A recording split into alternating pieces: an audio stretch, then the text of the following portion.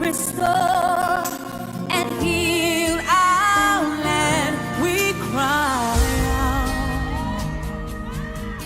to the God who never changes. We cry out to the God who is eternal.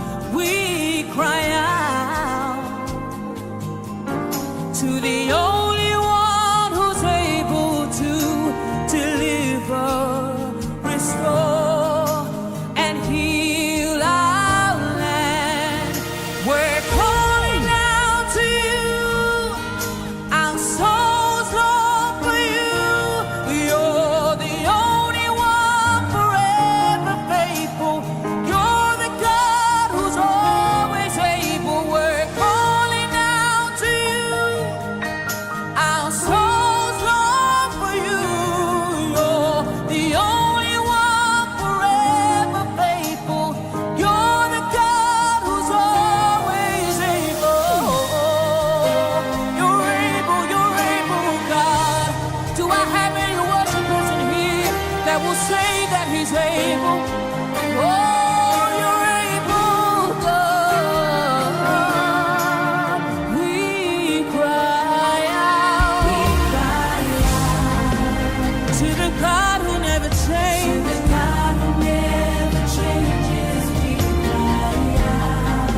To the God who is eternal.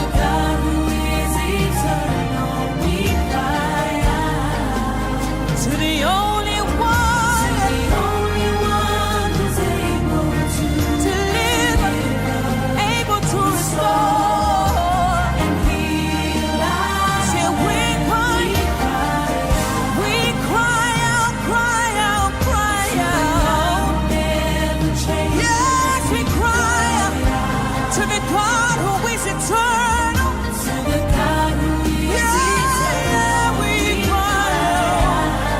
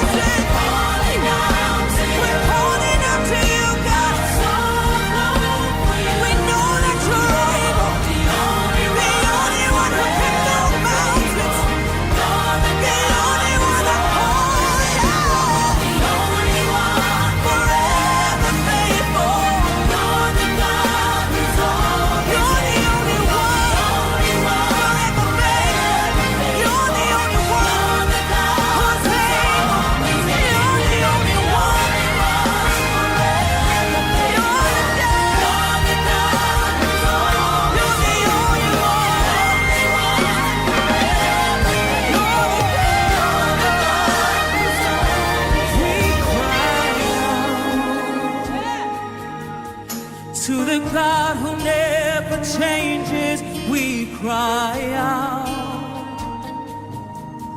To the God who is eternal, we cry out. To the only one who's able to deliver, restore, and heal. Come on, church, let me hear you. We cry out to the God who never changes, to the God who is eternal,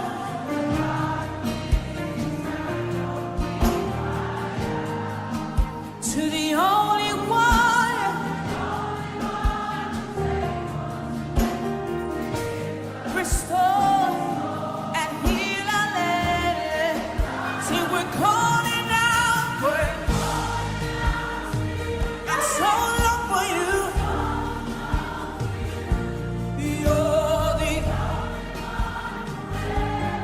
You're the God. Yes, we're calling out to you. Anybody want to lift up their hands and say you're the only one who's forever faithful. God is the joy and the strength of my life. He moves all pain, misery, and strife. He promised to keep me and never to leave me. He's never ever come short of his word. I've got to fast and pray, stay in the narrow way, and keep my life clean every day, because I wanna go with him when he comes back. I've come too far and I'll never turn.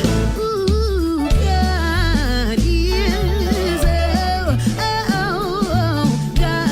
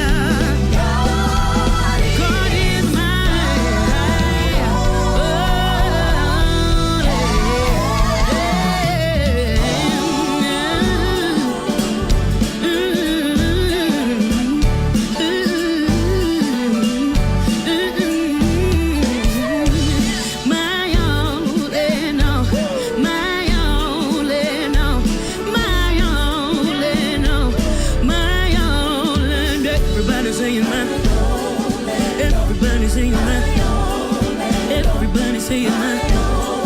Everybody say amen. He's my will in the middle of my wheel.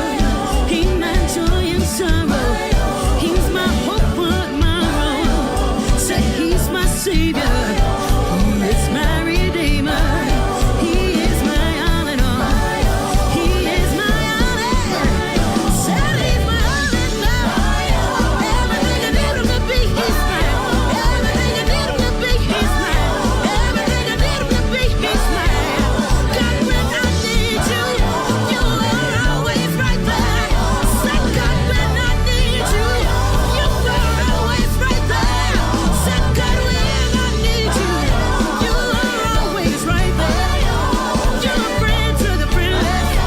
You are a mother to the motherless. You are a father to the fatherless. You are all in all. You are all in all.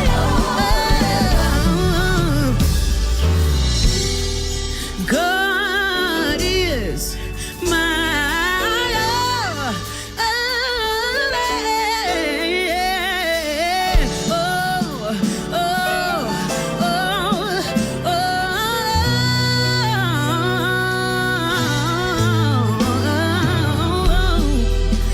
Good, you are my all.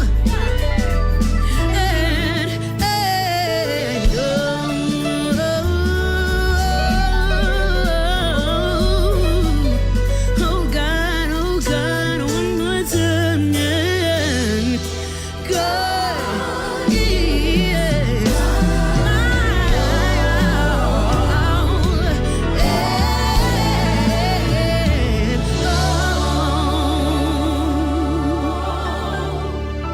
Information provided by the speakers and/or presenter on Facebook and YouTube is for general informational purposes only.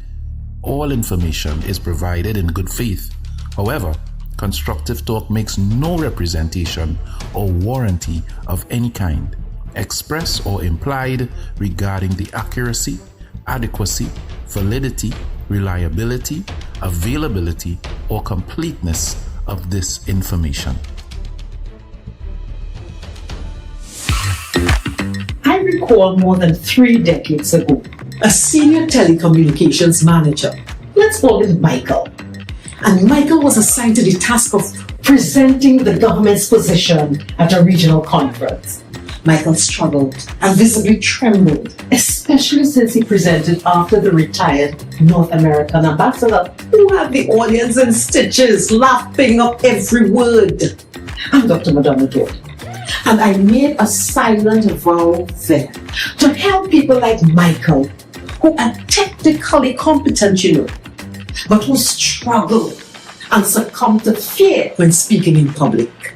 Now, as a communications architect, I partner with organizations and individual leaders to transform their leadership presence, including the way they express themselves. So, if your goal is to amplify your authentic voice, influence others, and lead with confidence, join me from October 28th to November 11th for our Communicate with Confidence online course. To all the Michaels, it's possible to overcome fear, step fully into your role, and lead with confidence.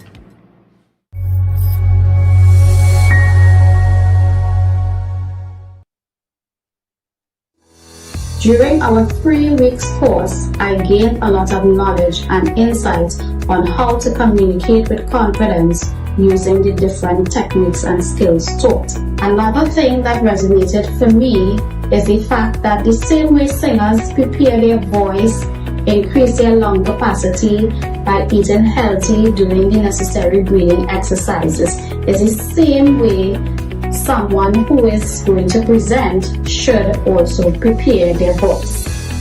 For persons who are interested in participating in this course, I say go for it, because you too will be able to find your coping skills, or how the runners and they just psych up themselves when they're on the start line before they start to be focused to finish that race. You would be able to find your coping mechanism.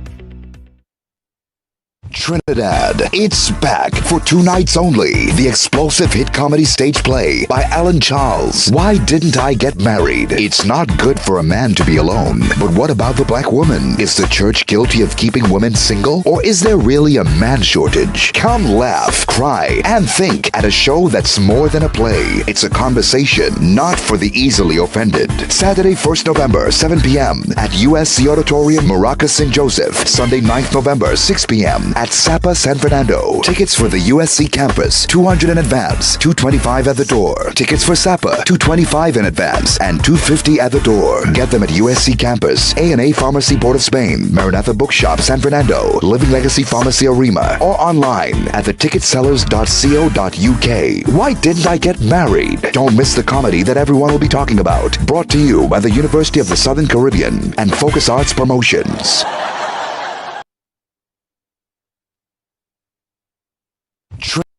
Trinidad. It's back for 2 nights only. The explosive hit comedy stage play by Alan Charles. Why Didn't I Get Married? It's not good for a man to be alone. But what about the black woman? Is the church guilty of keeping women single? Or is there really a man shortage? Come laugh, cry, and think at a show that's more than a play. It's a conversation, not for the easily offended. Saturday, 1st November, 7 p.m. at USC Auditorium, Maracas, St. Joseph. Sunday, 9th November, 6 p.m. at Sapa, San Fernando. Tickets for the USC campus, $200 in advance, $225 at the door. Tickets for Sapa, $225 in advance, and $250 at the door. Get them at USC campus, A&A Pharmacy, Port of Spain, Maranatha Bookshop, San Fernando, Living Legacy Pharmacy, Arima, or online at theticketsellers.co.uk. Why Didn't I Get Married? Don't miss the comedy that everyone will be talking about. Brought to you by the University of the Southern Caribbean and Focus Arts Promotions. You give your hand to me and let me say hello, and I've been walking speed. My heart is beating so, and anyone can tell. You think you know me well, well you don't know me. Hey guys, I am Nigel O'Connor, a singer for all seasons. I am that voice that moves you for every occasion. I am that voice that celebrates life moments one note at a time. I am Nigel O'Connor. You can contact me at 783-0054 or 754-3154. And oh yes, that's me singing in the background.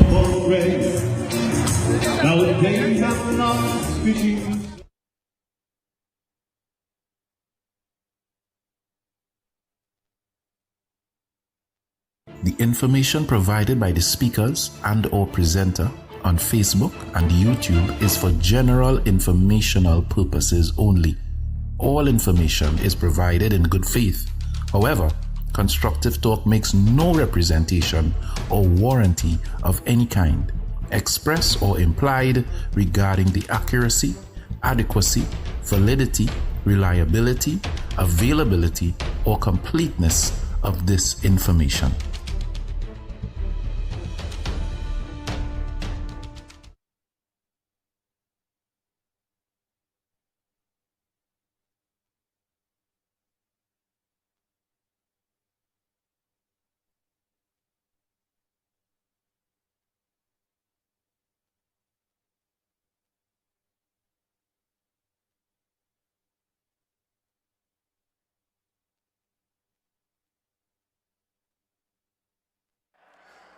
I want to start by reading a quote for you that is trending online now.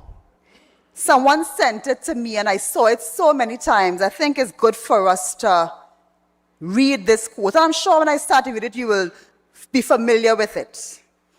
It says, out of hatred for the cockroach, the ants voted for the insecticide.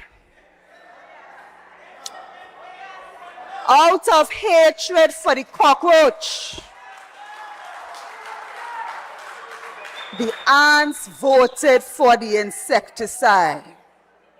They all died, big on in the tail, including the housefly that didn't even vote.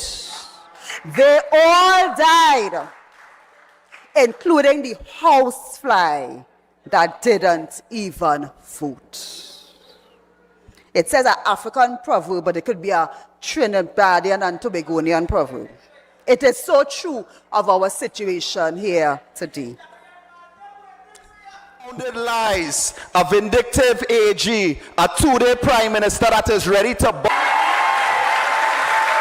Like what happened, like we get them the place to run and like they cannot run it, or what? Like what happened, like we get them the place to run and like they cannot run it, or what? Like we get them the place to run and like they cannot run it, what going on? What happened? I said that too, we get all the place to run, we run it, brother! After me surround the marathon and pull the running. Give the chance about down the place and put the money. Mass firings, compounded lies, a vindictive AG, a two-day prime minister that is ready to bust her ministers' heads. The UNC cannot run this place.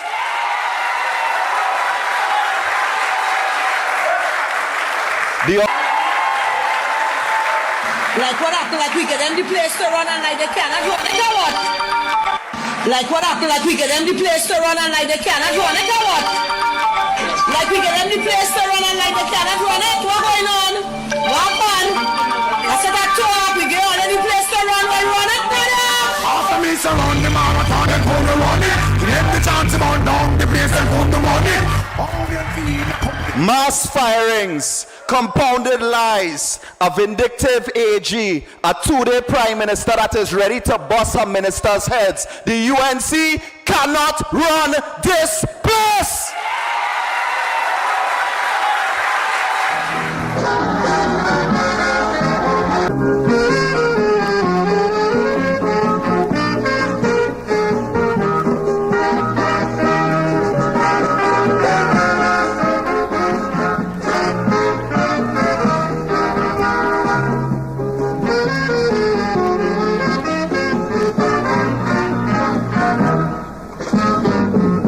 Mr. Trinidad, tell me what scene you want. Do you just like political confusion? You criticizing the way you live, yet you can't produce an alternative. You say you against the power structure, you ain't like the opposition either. But take care, you jump out the hot water and end up in the center of the fire. Because you refuse to vote in election, but then you want revolution. You're strongly against communism. You walk out on colonialism. You say if William had to go, but who to replace him? You ain't know. So to make a long story short from in front, Trinidadians ain't really know what they want.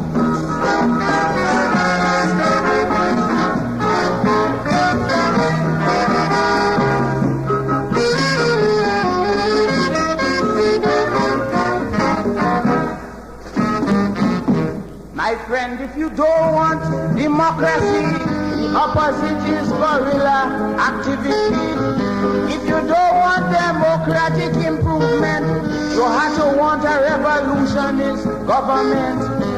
And yet when Guy Harewood went in the hills with Jennifer Jones, you let them get killed. All you're doing is grinning and skyrocketing. You come like the ass in the lion's skin, because you say Robinson is a traitor. You say what's that about Granger? You say Kamal seeking his own interest. You call Millet a Marxist Leninist. You are ODAC, neither DLP, and you say DNM is only Ratchet. Well, you tying up yourself.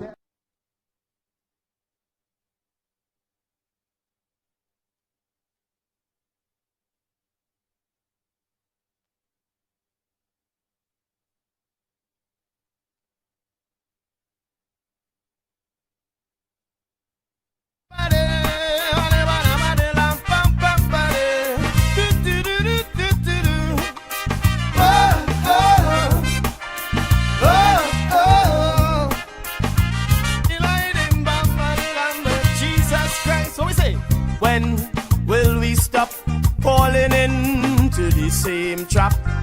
Oh, when will mankind learn to see that the further we stray from Jehovah's roadmap is the more we invite in misery.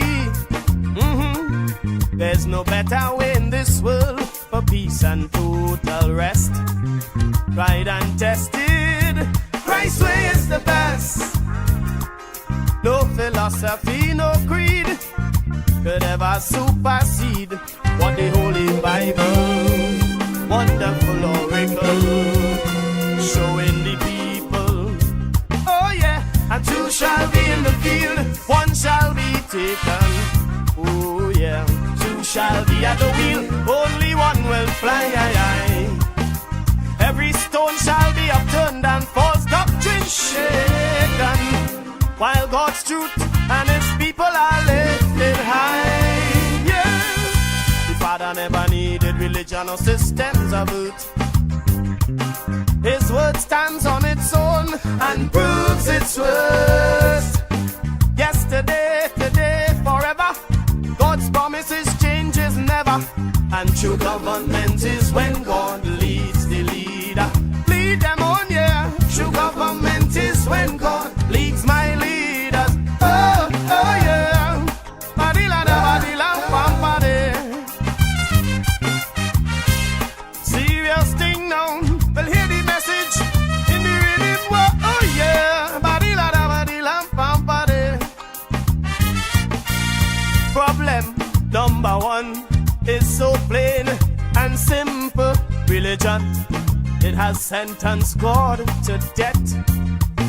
With falsehood and folly, they blindfold simple people for power and the profit that they get. Some would burn you at the stake, rack you and wheel you out for mere denial or even doubt. With violence and bribery they try, is your soul they want to buy. But Jesus said, come freely, all who labor and are weary, come rest in me. Christ say, rest in me. And I say, two shall be in the field, one shall be chosen. Oh yeah, two shall be at the wheel, only one will fly. Man, every stone shall be upturned and false government shaken, while God's truth and his people are lifted high, so high. The Father never needed religion or systems of earth. His truth stands on its own and proves its worth. Yesterday, today, forever. God's statutes changes never. No man, true government is when God leads my leaders. Oh, oh yeah, true government is when God instructing the leader, listening to the Father. Oh, oh, oh. Will hear me lament for true government, from the president to the parliament, transforming the government, yeah. Affecting the vagrant on the pavement. We want a leader that is heaven sent. Oh, oh, oh. Mathematicians, physicians, politicians, atheists, etc. deny God or decide to just patronize. Hey, they tolerate Christianity as just a social matter, to bury, for marriage, and to baptize. Hey man, check the first two presidents of the United States of America.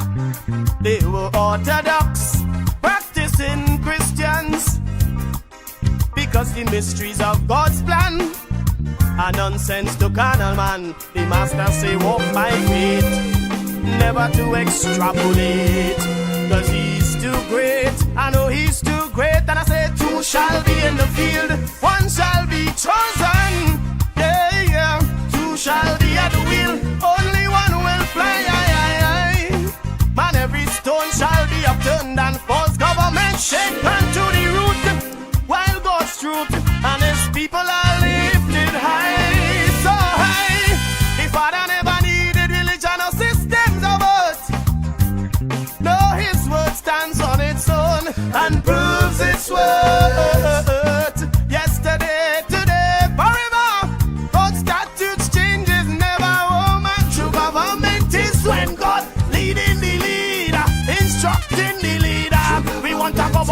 tried and true to represent me and you from the Christian crew. Without a word from God, what we gonna do? We want a man from the chosen few.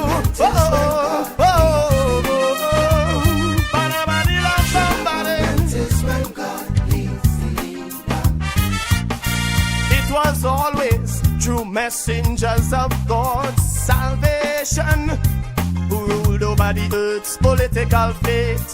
Oh yeah, but now thanks to the emergence of secular humanism, they separating the church from the state. Ask King David, Joshua, Samuel, Solomon, all these great folks. They knew government without God is guesswork. Without prophetic words to guide, the leader bound to slip and slide. So you know when all is said and done, they got to know the Holy One to lead my generation, my congregation. Two shall walk in the field, one shall be chosen. Yeah, two shall be at the wheel, only one will fly. Man, every stone shall be upturned and false doctrine shaken, while God's truth and His people are lifted high. So high, the Father never needed religion or systems of earth. No, no, no, His word stands on its own and proves its worth. Yesterday, today, forever. God's promises changes never. No man true government is when God leading the lead.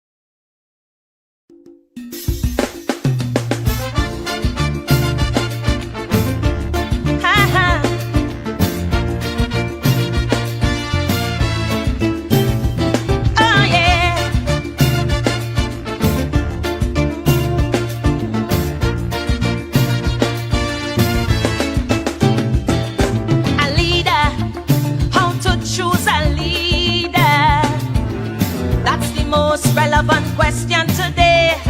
Now that the man retire, people spitting fire, and every talking head having their say. For in this mixed up land that we call Trimbago, many times it does just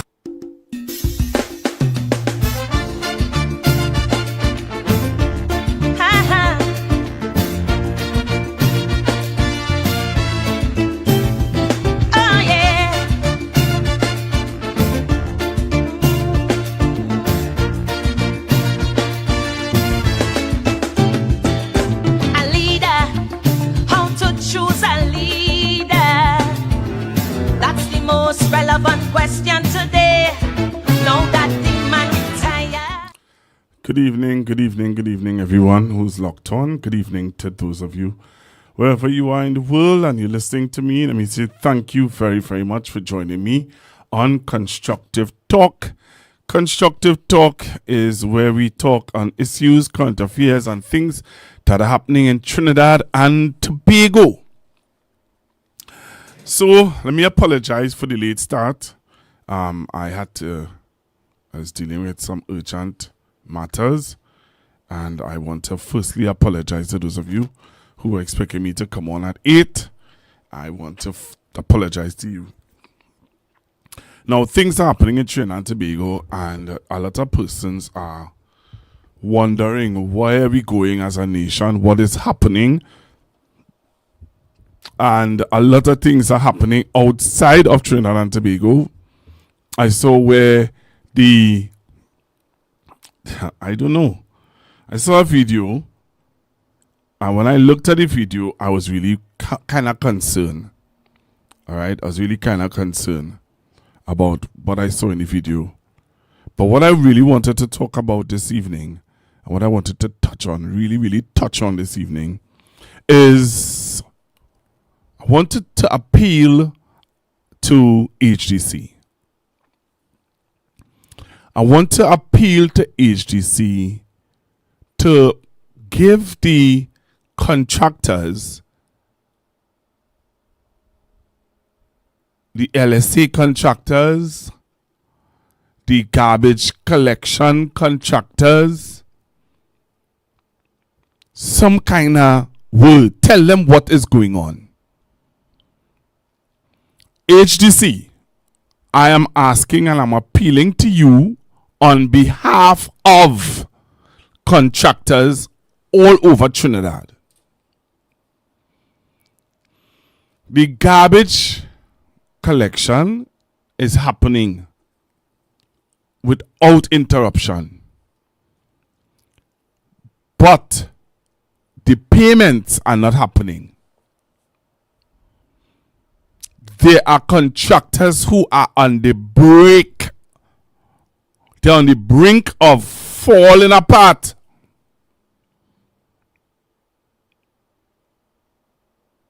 HGC contractors are on the brink of falling apart. They right now they don't know what to say, what to do.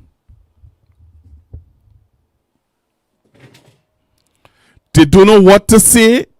They don't know what to do. They are appealing to you to please give them a payment. Give the contractors a payment. LSA and the ones who go around picking up the garbage are pleading with you, HDC. Please give them a payment. Right now, one of them sent me a video of one of his garbage trucks.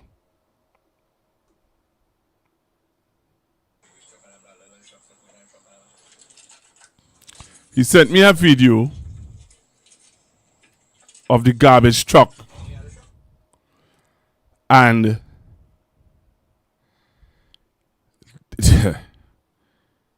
he is asking that if he don't get a payment, he's saying that he don't know, if garbage could get picked up. So I am here this evening really pleading with HDC. HDC,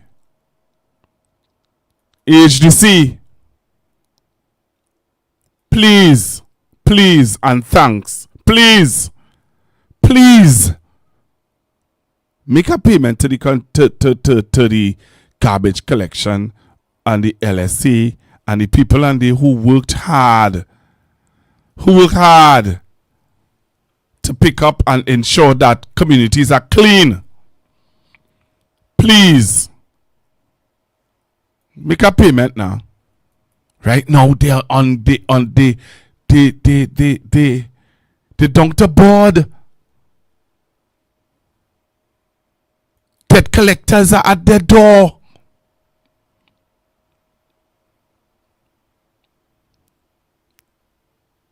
HDC,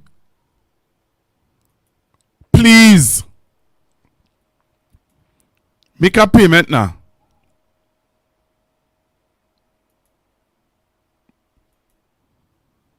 Make a payment.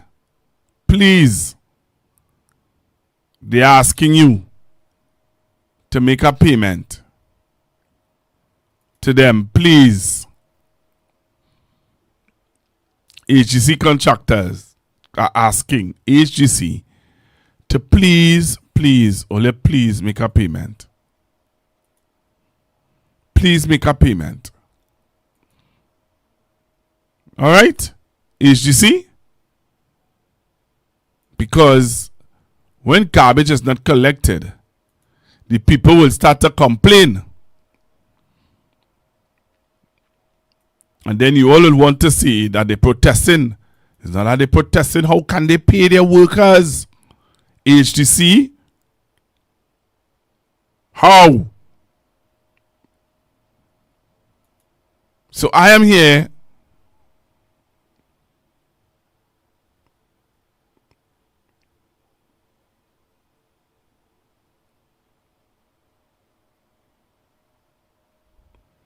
right?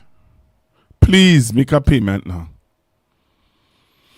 Please, I'm begging for them. I'm asking on behalf of the HGC contractors. Please make a payment for them now.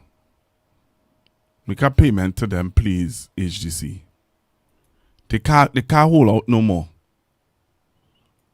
They can't hold out no more.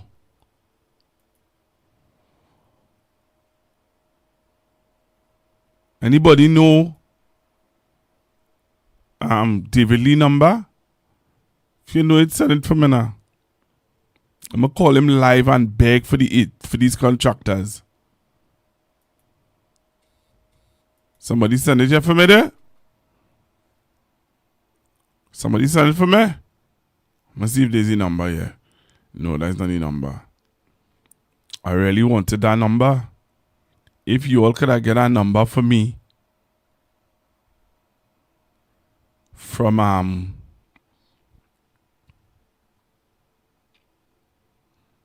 for Mr. David Lee, yeah, I'll be so happy.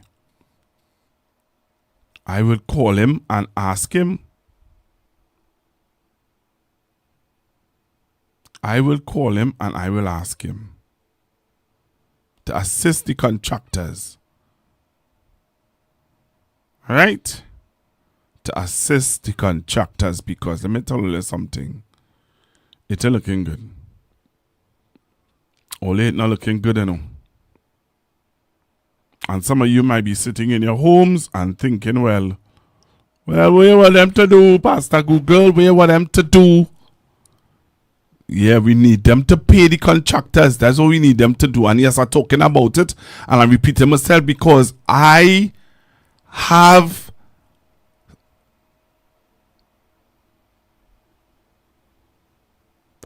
friends who are contractors and they are at their brink. They need payment like yesterday. So I am pleading and begging and asking. There's the garbage truck here. Watch this. Watch this.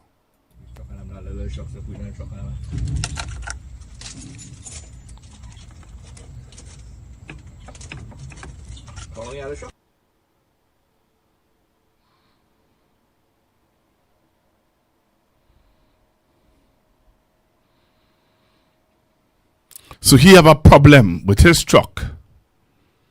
And he is asking, he is begging me, pleading with me, Google, please, on your program, could you just highlight HGC not paying contractors? Please? And I said to him, I will do it. Another friend of mine reached out to me, asking me, please, could you highlight our issue? Could you be as so kind? And I'm sitting here this evening. And before I go any further, I really want to plead with the management of HGC. Could you reach out to the contractors? Talk to them now. Tell them what's going on. At least tell them what's going on. Reach out to them, please. Make a payment, please. Please and thanks. Please. All right? I don't know now. We don't understand what's going on in this country, you know. I think we're not understanding what we are at the breaking point. There are some people who haven't gotten paid as yet. Are you aware of that, Trinidad and Tobago and the world? Are you aware that there are some Tech workers who haven't been paid? There are some people in the Ministry of Education who haven't been paid. There are some people who are working on the port of Port of Spain who haven't been paid. Are you aware that there are people who haven't been paid? When you drive through San Fernando, a taxi driver told me today, San Fernando was like Sunday morning. And this is Mountain Week. Really? Really?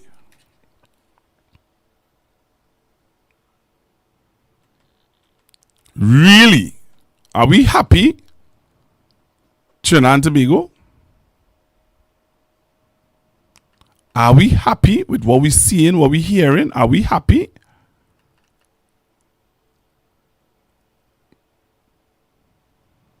Are we happy? I'm asking.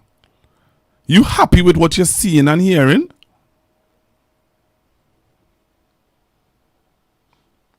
I don't know. I don't know. We just quiet, boy. They're gonna extend the SOE and we quiet. Contractors are getting paid and we quiet. People are getting paid and we quiet. Are we under a spell?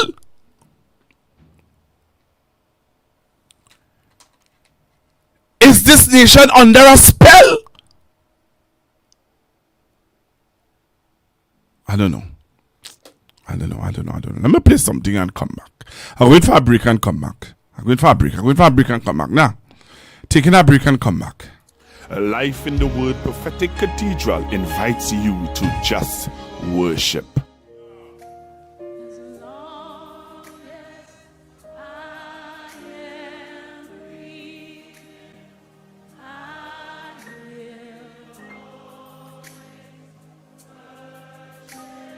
This is personal to you. Lift it up and say, and I will not be silent. From 7 p.m. at 166 Pointe-a-Pierre Road, Vista Bella, San Fernando. He's a healer. He's a sustainer. He's a provider. Everything I need, he has provided. Everything I needed, he has provided. He has been good. Right when I didn't know how I was going to make it, he always showed up. He always. Bring your family and friends to just worship.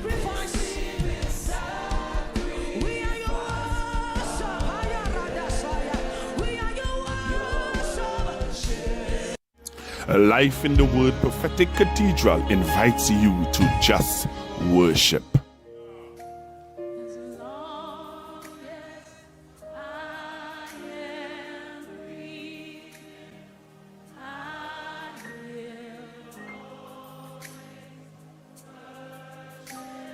This is personal to you. Lift it up and say, and I will not be silent. From 7 p.m. at 166 Pointe-a-Pierre Road, Vista Bella, San Fernando. He's a healer. He's a sustainer. He's a provider. Everything I need, he has provided. Everything I needed, he has provided. He has been good. Right when I didn't know how I was going to make it, he always showed up. He always. Bring your family and friends to just worship.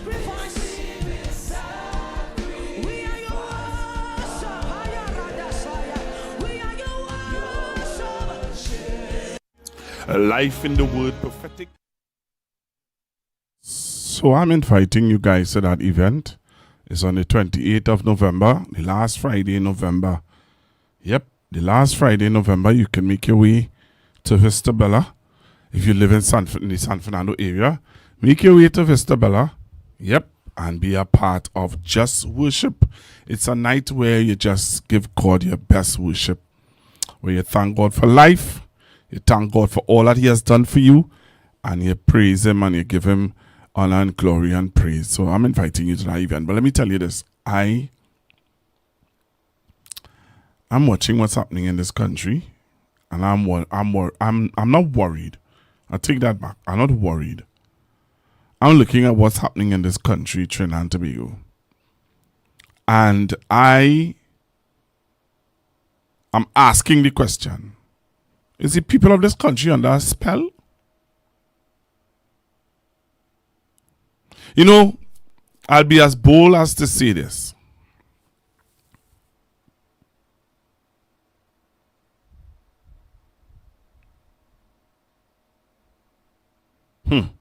Somebody telling me about the working, boy, and they haven't been paid yet for May month as yet. Boy. I want to ask you all this. I want to say this. And I'm saying it, you know.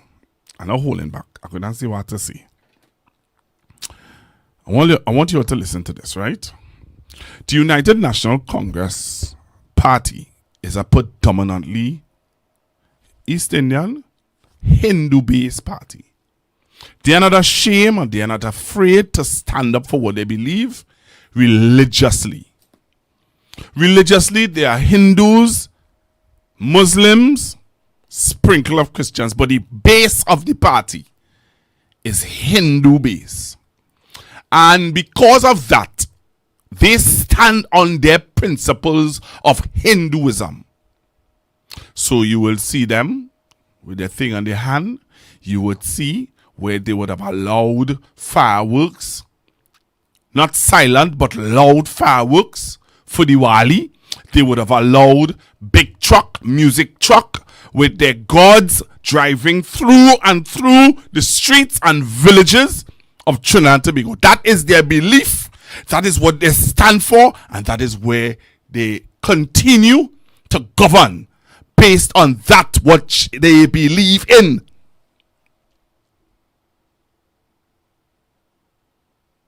They stand on what they believe in.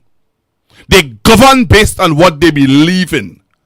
Their style of operating with people is based on what their belief is.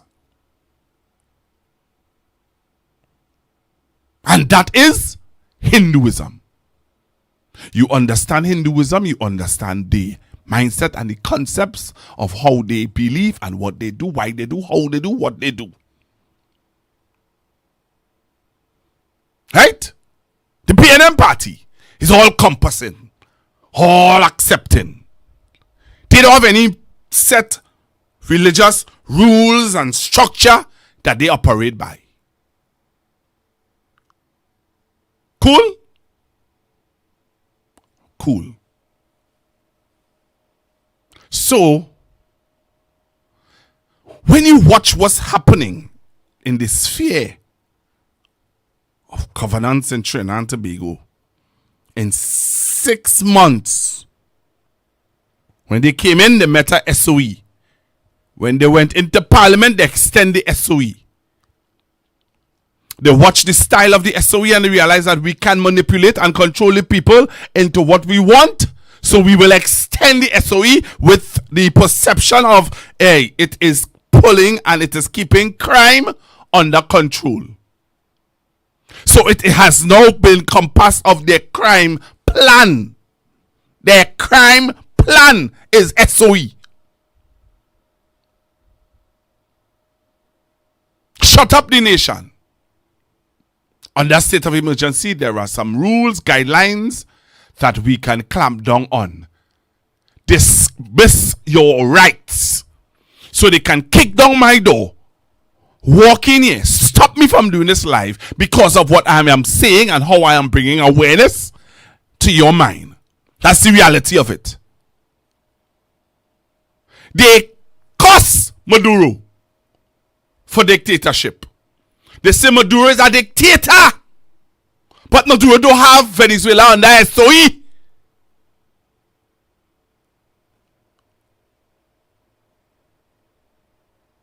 That's why I don't talk, you know.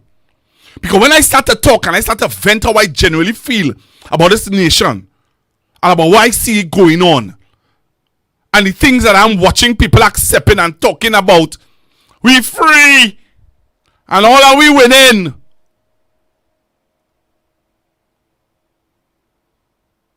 The perception of deception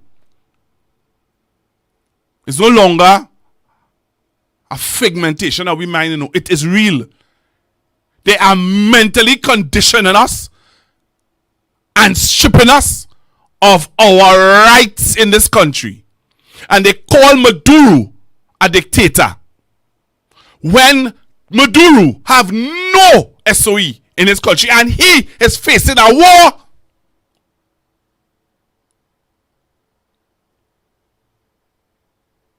Something wrong.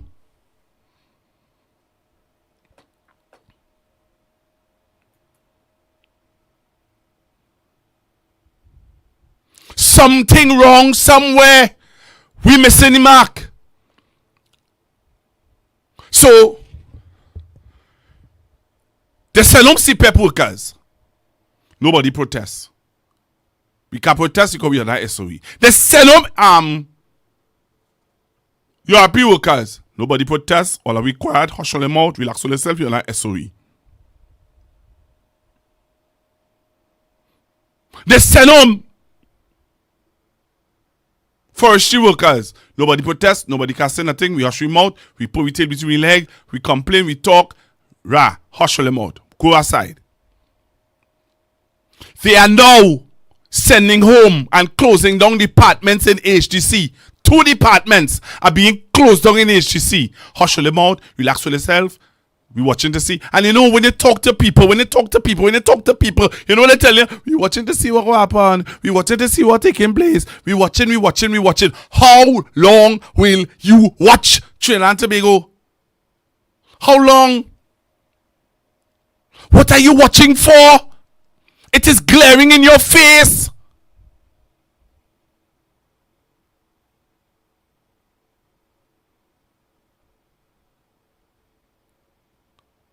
It is all in your face. It is straight up in your face. So you call a SOE on we when you come in. When you came into government, you call you continued the SOE for 6 months. You say, we calling the SOE because why? There were threats on high-profile ministers' lives. Padarat, Khadija Amin,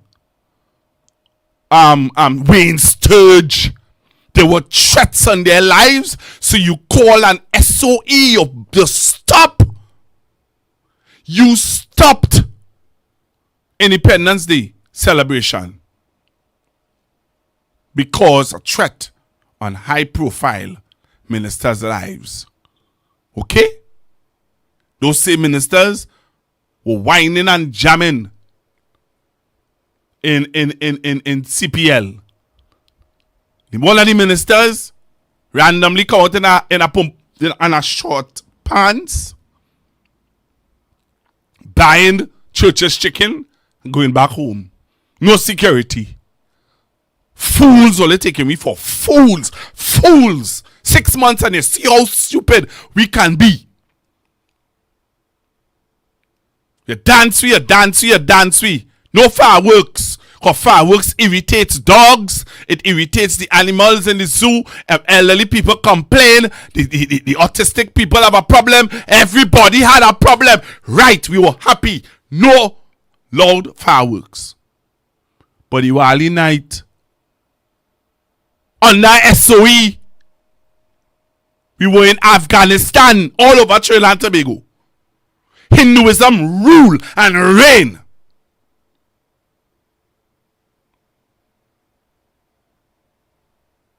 Okay. We take we cold water and we drink it nice and gobble it down. And we cool ourselves. We cool ourselves because we say the SOE going and end and we go deal with that. That's what we say. We say the SOE going to end So we will let our voices be heard. Oh, let our voices be heard. They are lying, not under my watch. She stopped. She say Friday I'm going back. And I'm going to extend the SO. Let me tell you how tolerant we are as a nation. We're very tolerant, you know. Let me tell you how we tolerant. So the SOE has ended. It's going to end. Right? It's going to end. Well, listen to this. The SOE is going to end. And we don't know. We don't know. None only know. Because two newspapers give us two conflicting reports. One, the Guardian say 6 months. The Express say 3 months. We don't know. None of we know. Nobody don't know. We like sitting ducks in this country. However it hang, it swing. And that is governance failure. That's governance. Take that and hush. Really? Really? Trinidad and Tobago? Really? Are we serious? That's what we accepting for governance? That's what we accepting? I saw a video. I wish I had the whole video. I don't think I had the whole video. But I saw a video earlier. One of Daisy video here. Daisy video here. Earlier. This what we accepting by? Asking, you know. Asking for a friend.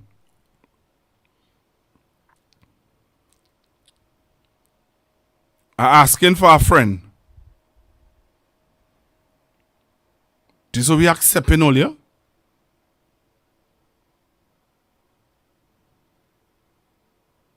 Eh?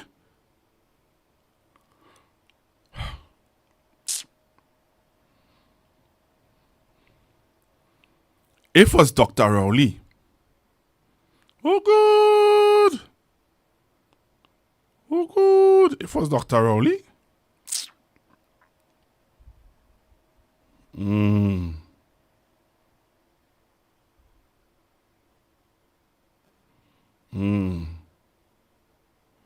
I don't know what to say now. I don't know what to say. I don't know what to say. I really don't know what to say. I really don't know what to say. Where we going? Church. Let me church. I just come from church praying for this country, you know. That's why I say church. Where we going as a nation, Olia? Where we going as a nation, Olia? Where we going as a nation, Olia? Where we going? What we doing? What we doing? What we really doing? We really doing this? We really accepting this? Are we really accepting this? That's my question, you know. I really want to know, you know. Are we accepting this? Tuna puna ole are we in this, you know? Point 14, ole are we in this, you know? Labre, ole are we in this, you know? Sandy Grande, ole are we in this, you know? Moruga, ole are we in this, you know? San Fernando West, ole are we in this, you know?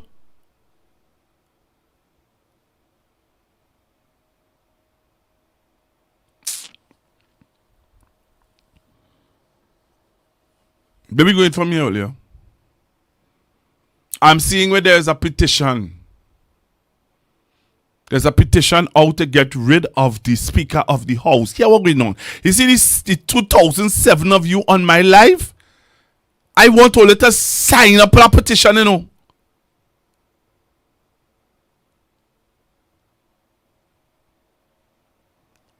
Eh?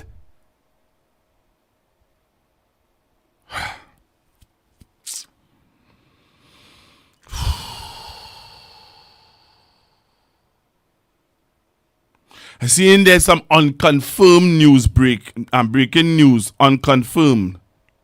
United National Congress Deputy Political Leader Dr. Rudal Munilal is saying to the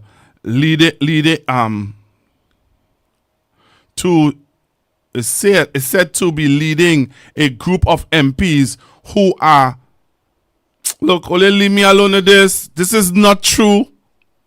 You really feel this is true? This is not true. I don't believe this. They will give up power? Never.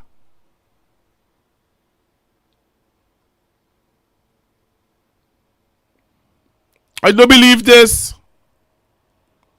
But here I was saying to you though. Here I was saying Trinidad and Tobago. We need to wake up.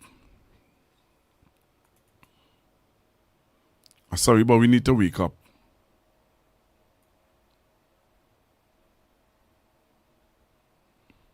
We need to wake up. I don't know how many of you agree with me, but we need to wake up as a nation. I don't know how we're doing it, how we getting people to understand what's really going on.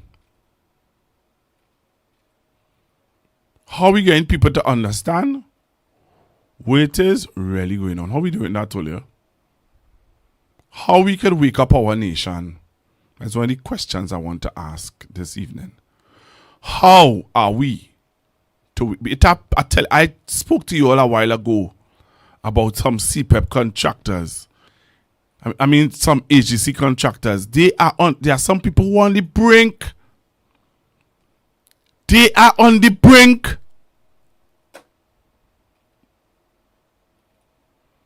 There's so much they could do. There's so much they could say.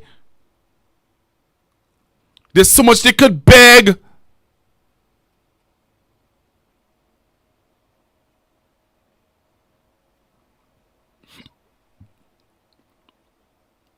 So I don't know. I don't know. I don't know. I don't know.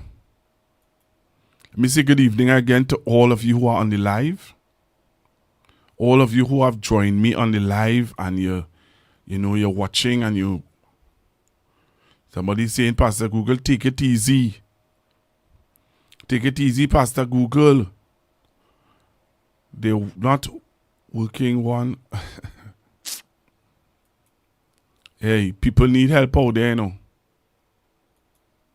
People need help out there, all here. People need our help. People need our support. People are crying out. People are genuinely crying out. People are, if you look at somebody, I don't know how many of you are on some social media chats, but on some social media chats, whole day people are posting things about what's going on in Venezuela. We forget we have Venezuelan migrants here. We forget about that.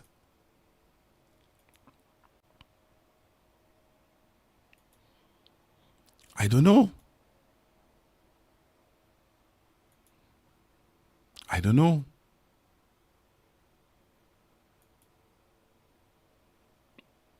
We need to wake up, And I would like to know what it will take, what we have to do to wake up the people of Trinidad and Tobago. What would you think? What do you think we have to do to wake up and open the eyes of the people of Trinidad and Tobago? What? What? You tell me what. I'm willing to listen this evening to some advice. Tell me what you think we could do to wake up the people of Trinidad and Tobago. What we can do? What? What we could do to wake up the people of Trinidad and Tobago. What we have to do? Listen to what, or listen to how people, well, I don't even know. I don't even know what to say.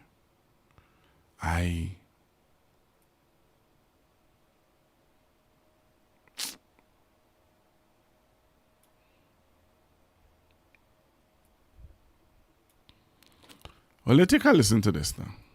Take a listen to this. Take a listen to this, Olia.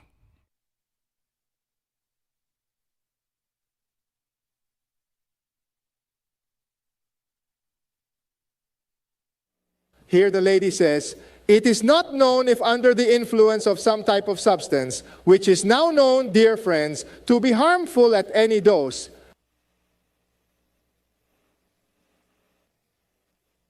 We do not need gas from Venezuela.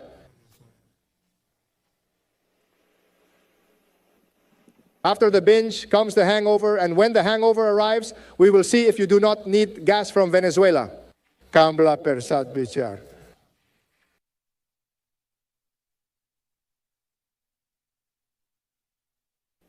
Here the lady says, it is not known if under the influence of some type of substance, which is now known, dear friends, to be harmful at any dose.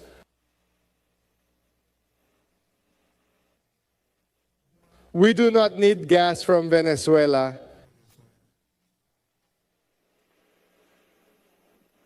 After the binge comes the hangover, and when the hangover arrives, we will see if you do not need gas from Venezuela. Kambla Persat Bichar. Here the lady says, it is not known if under the influence of some type of substance, which is now known, dear friends, to be harmful at any dose.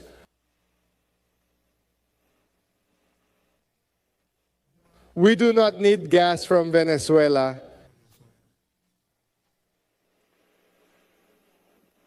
After the binge comes the hangover, and when the hangover arrives, we will see if you do not need gas from Venezuela. Kambla Persat Bichar.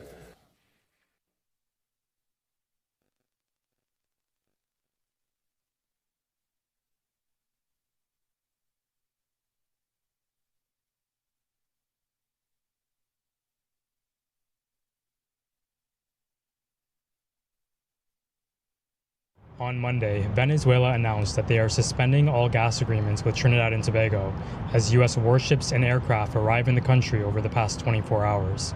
New footage circulating online also show the Bolivarian armed forces deploying Russian and Iranian-made surface-to-air defense missiles across Venezuela. So what does this actually mean for Trinidad and Tobago? Trinidad and Tobago had two major prospective gas projects with Venezuela. There was the shared Coquina Manican gas field signed in August 2024, which had an estimated maximum capacity of 400 million cubic feet per day, or around 620 million USD annually. The Dragon gas project at its maximum capacity represents around 543 million USD annually. So that all adds up to somewhere around 1.2 billion USD, or around 7 billion TT annually of potentially lost revenue. By comparison, that's around 12% of Trinidad and Tobago's annual budget, or roughly the same cost as national security across Trinidad and Tobago entirely, including TTPS, the Defense Force, the Prison Service, and intelligence. Now, the good news here is that's all future projections, so you're not actually losing real revenue today. The bad news is the 2026 budget showed an annual increase year over year of around $5 billion coming from non-financial state-owned enterprises. So you have to imagine the government was counting on seeing some of that money in the 2026 budget. There are certainly costs and consequences to bad government policy. And the sad thing is, now the people of Trinidad and Tobago may have to pay the price. Let me know what you think about this in the comments.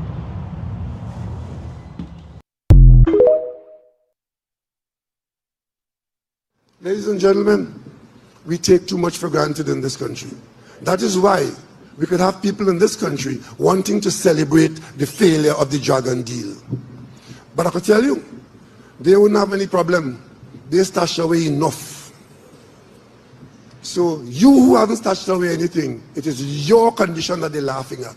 But I can tell you, to get the Venezuelan government to agree to have Trinidad and Tobago have a license to extract gas in a proven Venezuelan gas field is something that this country should acknowledge and celebrate. And of course, we got that during a time when the geopolitics is such that the United States and other countries, which shall remain nameless, are setting new parameters and new terms of trade. And sanctions by one country against another country could have the effect of destroying our economy. We're not involved in it. But it could destroy everything that we represent and that we hope for. And it takes a lot of good leadership to navigate between these grinding gears, to come away in an era of sanctions by the United States against Venezuela with an OFAC license from the Office of Foreign Asset Control, where Trinidad and Tobago has in fact the license to operate without the sanctions. And we simply have to have a commitment and to earn the respect of those we do business with to ensure that we move from talk to walking the outcome, because the future of our country depends on it. If you see us losing that OFAC license, as you will see in the news if it happens, then you know you're cook. If you see the Venezuelans not allowing us to use the Dragon field, then you know that we are in difficulty. And of course, what we have been able to do as well, where there are fields as they exist now, shared by Venezuela and Trinidad and Tobago, and we have not been able to extract any gas there for 20 years because we have been pursuing the normal legal way of doing that through unitization, where both countries have to do it together or agree on how it has to be done. We have been able in a short time to get the Venezuelans to agree to allow us, Venezuela and Trinidad and Tobago, to cancel that approach and to let Trinidad and Tobago go into the field and extract its portion. And that's what's happening right now with Shell moving exorably towards extracting gas from Manatee, which is the largest volume of gas that we would have had coming into our reserves for the longest while. So if you see in the news any of these things going south and sour, do not join other people and jump up to celebrate it. Because you know what's going to happen there? Our revenue stream, doesn't matter what else we do, but our revenue stream on the scale that is required to pay teachers, to pay nurses, to pay doctors, to build hospitals, to pay MPs, to pay who? The requirement for a revenue stream, if what we have done in the last 7 years was not done, let me ask you something. Where would Trinidad and Tobago be today if those initiatives had not been successful? So we can hold out to you today the promise of a continuation of good revenues from gas in particular, from within our border as well as from across the border. I want you to reflect on that, because in the absence of that, we have to have an alternative.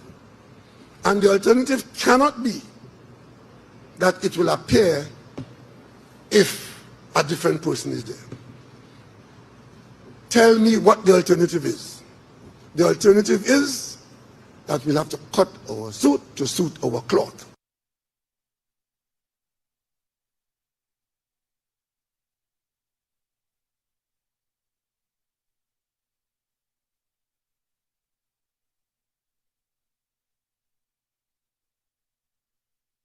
Ladies and gentlemen, we take too much for granted in this country. That is why we could have people in this country wanting to celebrate the failure of the Dragon deal. But I could tell you, they wouldn't have any problem. They stashed away enough. So you who haven't stashed away anything, it is your condition that they're laughing at. But I can tell you, to get the Venezuelan government to agree to have Trinidad and Tobago have a license to extract gas in a proven Venezuelan gas field is something that this country should acknowledge and celebrate. And of course, We got that during a time when the geopolitics is such that the United States and other countries, which shall remain nameless, are setting new parameters and new terms of trade.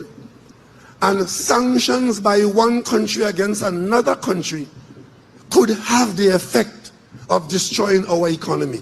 We're not involved in it.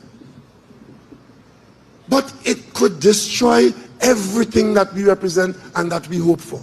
And it takes a lot of good leadership to navigate between these grinding gears, to come away in an era of sanctions by the United States against Venezuela with an OFAC license from the Office of Foreign Asset Control, where Trinidad and Tobago has in fact the license to operate without the sanctions. And we simply have to have a commitment and to earn the respect of those we do business with to ensure that we move from talk to walking the outcome, because the future of our country depends on it. If you see us losing that OFAC license, as you will see in the news if it happens, then you know you're cook. If you see the Venezuelans not allowing us to use the Dragon field, then you know that we are in difficulty.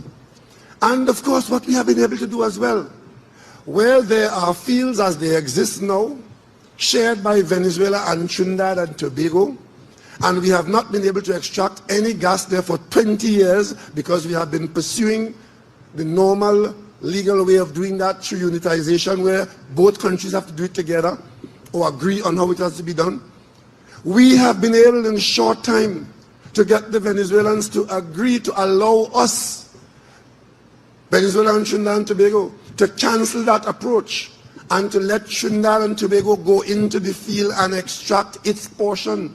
And that's what's happening right now with Shell moving inexorably towards extracting gas from Manatee, which is the largest volume of gas that we would have had coming into our reserves for the longest while. So if you see in the news any of these things going south and sour, do not join other people and jump up to celebrate it. Because you know what's going to happen there?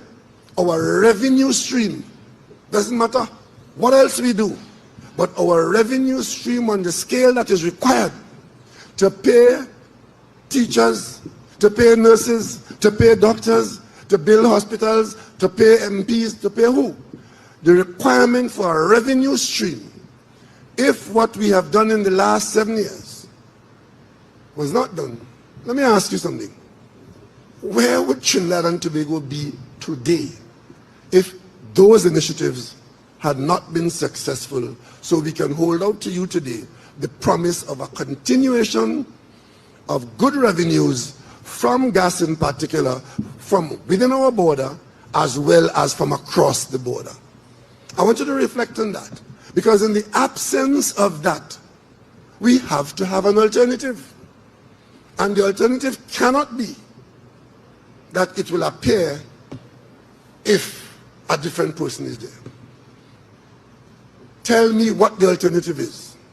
The alternative is that we'll have to cut our suit to suit our cloth. A major blow to TNT's energy sector. Despite NGC's claims that the impasse had been resolved, fertilizer giant Nutrien is moving ahead with a controlled shutdown of its operations, and this move could leave as many as 600 workers out of a job. While the Canadian company has regained access to the port, it says crippling economic conditions and rising fees are still choking its operations. But the National Energy Corporation is pushing back, rejecting any blame and accusing Nutrien of staging a publicity stunt to gain leverage at the negotiating table. Here's more from Angela Perez-Sobas. Nutrien Limited says it remains committed to constructive engagement with stakeholders, but has not reached a solution that would allow it to restart operations under viable economic conditions. On Wednesday, the National Gas Company said both parties reached an interim agreement granting Nutrien unrestricted access to port facilities until December 31st, a temporary but vital reprieve. But the National Energy Corporation, in a statement on Thursday, says Nutrien had been paying peppercorn legacy rates for nearly 2 decades, a situation that cost the country over $500 million in lost revenue.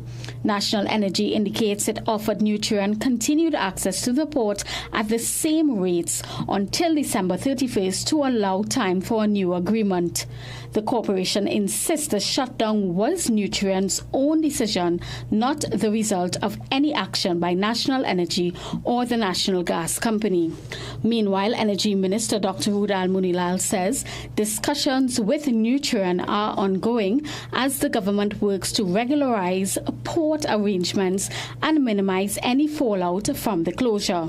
But former Energy Minister Stuart Young says the impasse between National Energy and Nutrien is already having ripple effects, warning of a looming CO2 shortage affecting manufacturers and other users across the country and the region. Every irresponsible decision by the government will negatively affect us.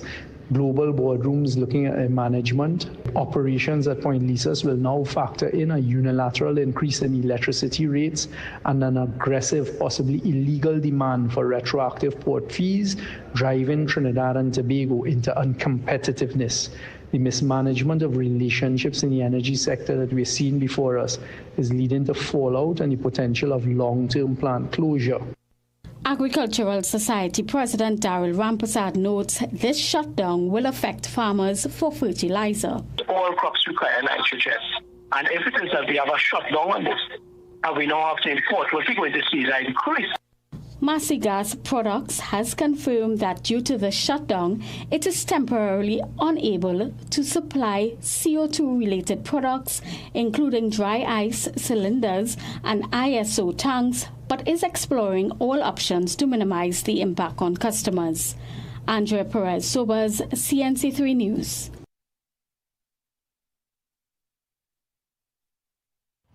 While Nutrien's Trinidad nitrogen operations prepares to wind down, possibly sending home 400 to 600 workers, the government is now in talks with the company over port access restrictions. Nutrien Limited is a Canadian-based global fertilizer giant, and in Trinidad, it's been a major player in nitrogen production. It announced that it will begin a controlled shutdown of its Point Lisas operations on Thursday due to port access restrictions and a lack of reliable natural gas supply.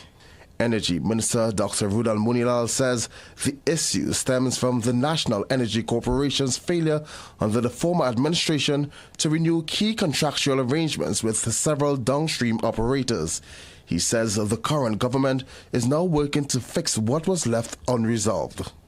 The National Energy Corporation under the former administration of Mr. Stuart Young at the Ministry of Energy failed in 4 years to negotiate new contractual arrangements with several of the downstream operators. This indeed fell to us when we entered office. We are in ongoing discussions with Nutrien concerning matters of port restrictions and port access. Dr. Munilal says the ministry is meeting with affected companies and port users to regularize and update contracts governing access to the Point Lisas port. Some of those arrangements have been in place for many, many years, and the former government failed to meet and treat with the downstreamers to even rectify some of the archaic and outdated conditions by which operations took place. Nutrien says a lack of reliable and affordable natural gas has affected profitability for an extended period. CNC3 News visited Nutrien's Mediterranean Drive compound. A staff member told us there was a meeting to discuss the situation, but declined to comment further. The Point Lisas Industrial Port Development Corporation's Tactical Response Unit later approached the news team, saying their superiors wanted us off the estate. You see me take photos? Oh, okay. So I understand we have information on the taking photos. You have information? So you're not taking on, right? Well, as it is right now, you didn't take any photos? yet for me to take pictures. We're waiting on the people. We're just waiting for our driver. They're in a meeting still, and we're just waiting for the meeting to go. Oh, so you have permission from these people to take the pictures here? You got permission? We haven't talked to nobody there yet. In an internal memo, Vice President Edmund Thompson told staff that the company disputed NEC's claim that it owes millions in retroactive port fees, adding that the restriction left Nutrien with no choice but to halt operations. Thompson said a small team will stay on site to maintain essential services and protect assets, while temporary layoffs are being considered. Meanwhile, a former Energy Minister, Stuart Young, accused the UNC government of mishandling the sector, saying Nutrien shutdown signals an impending collapse at Point Lisas. The Energy Chamber has also expressed concern, noting Nutrien's role as a major investor and exporter of ammonia, while urging swift resolution to protect jobs and investment. Nutrien says it remains committed to resolving the dispute with NEC and restoring operations once an economically viable environment is secured. Kevon Feldman, CNC3 News. What's going on at Nutrien and Point Lisas? What's going on at the estate? And how does that affect us as citizens of Trinidad and Tobago? Allow me to share my thoughts with you on how it's going to affect you and me and future generations. Let me just put the Point Lisas estate into context for us in Trinidad and Tobago, because as citizens we should all be concerned. The Point Lisas estate was built towards the late 70s, early 80s, the 80s period. And the vision for it was to build this industrial complex to attract energy companies, which fortunately we did. And now we're the largest exporter of products like ammonia in the world, second largest exporter of methanol in the world. Those are products that use our natural gas, and the natural gas we produce in Trinidad and Tobago. And the plants that are set up there are owned by these global energy companies. One of the global energy companies, actually one of the biggest nitrogen producers and ammonia producers in the world, is a company called Nutrien.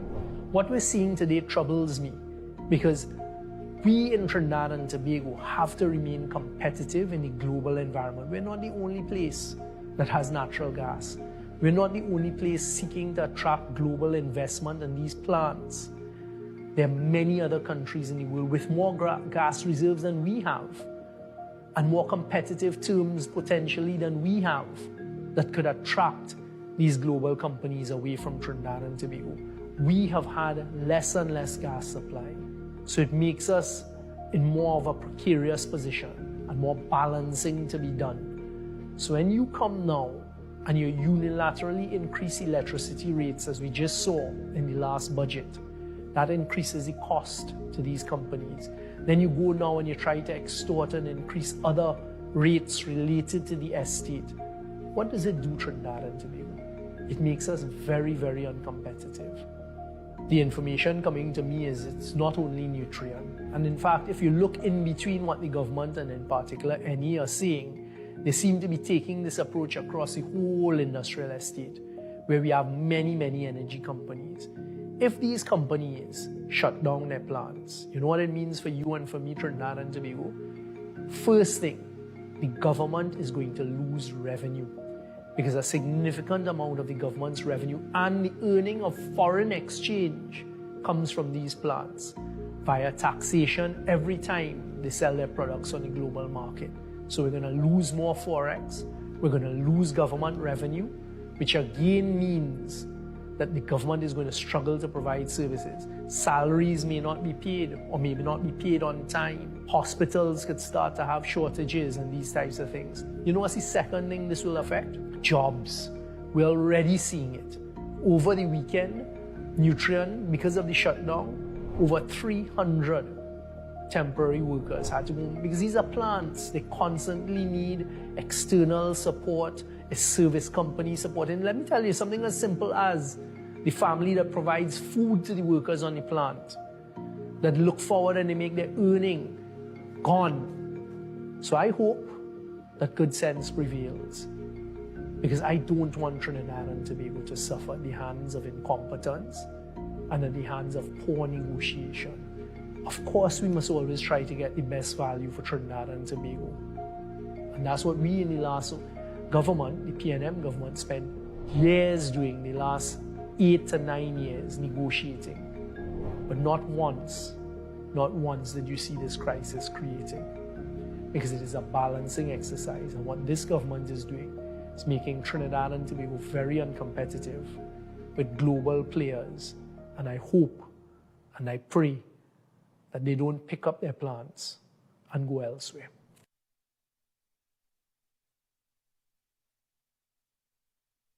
Nutrien, one of the leading providers of crop inputs and services in the world, has spent in excess of US $130 million to upgrade its plant, which is located in the Point Lisas industrial estate. The company, which also has facilities in the US and Canada, sold approximately 26 million tons of manufactured fertilizer worldwide in 2023. Speaking at a company event on Thursday, Energy Minister Stuart Young praised the recent investment, which he said illustrates the commitments of Nutrien Trinidad in the local market. That is shown and evidenced by that investment recently of $130 million in a turnaround. That's the first thing we need to understand as Trinbagonians. No international company of this size with that wider market is going to take that type of investment unless they believe in the future of Trinidad and Tobago. President and CEO Ken Seitz spoke about the importance of Nutrien Trinidad in the global landscape. We take great pride in knowing that our ammonia and urea products from Trinidad help feed not only this country, of course, but support sales to about 30 countries around the world, showcasing the remarkable impact of Trinidad's role in the global economy. Nutrien's president of nitrogen and phosphate, Trevor Williams, said the recent upgrade of the plant should be seen as a long-term investment into the country. We've invested over $130 million in this site this year, focused on O4 and urea as being two of our core components. But the part that I think about this is both an investment not only from a Nutrien perspective, but also for the people of Trinidad, as it helps to establish our long-term view in terms of how we see this fitting in terms of where we sit today. And the Vice President and Managing Director, Edmund Thompson, noted that the upgrades into the plant has led to enhanced operational efficiencies. So 2024, this year, has been a landmark year for our Trinidad operations. We've successfully completed about $130 million worth of upgrades in our facilities, and that's US dollars. And those investments in our plants have been two significant turnarounds, and that has enhanced our operational efficiencies. Our water efficiency projects this year have set new benchmarks, and our Train 2 ammonia plant set a record production in the third quarter.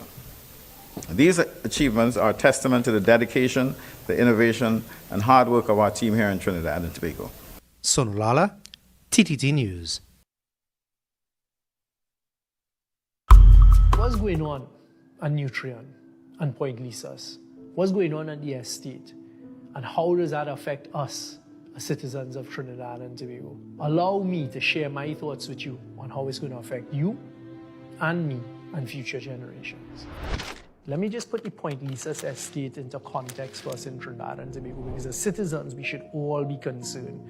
The Point Lisas estate was built towards the late 70s, early 80s, the 80s period. And the vision for it was to build this industrial complex to attract energy companies, which fortunately we did.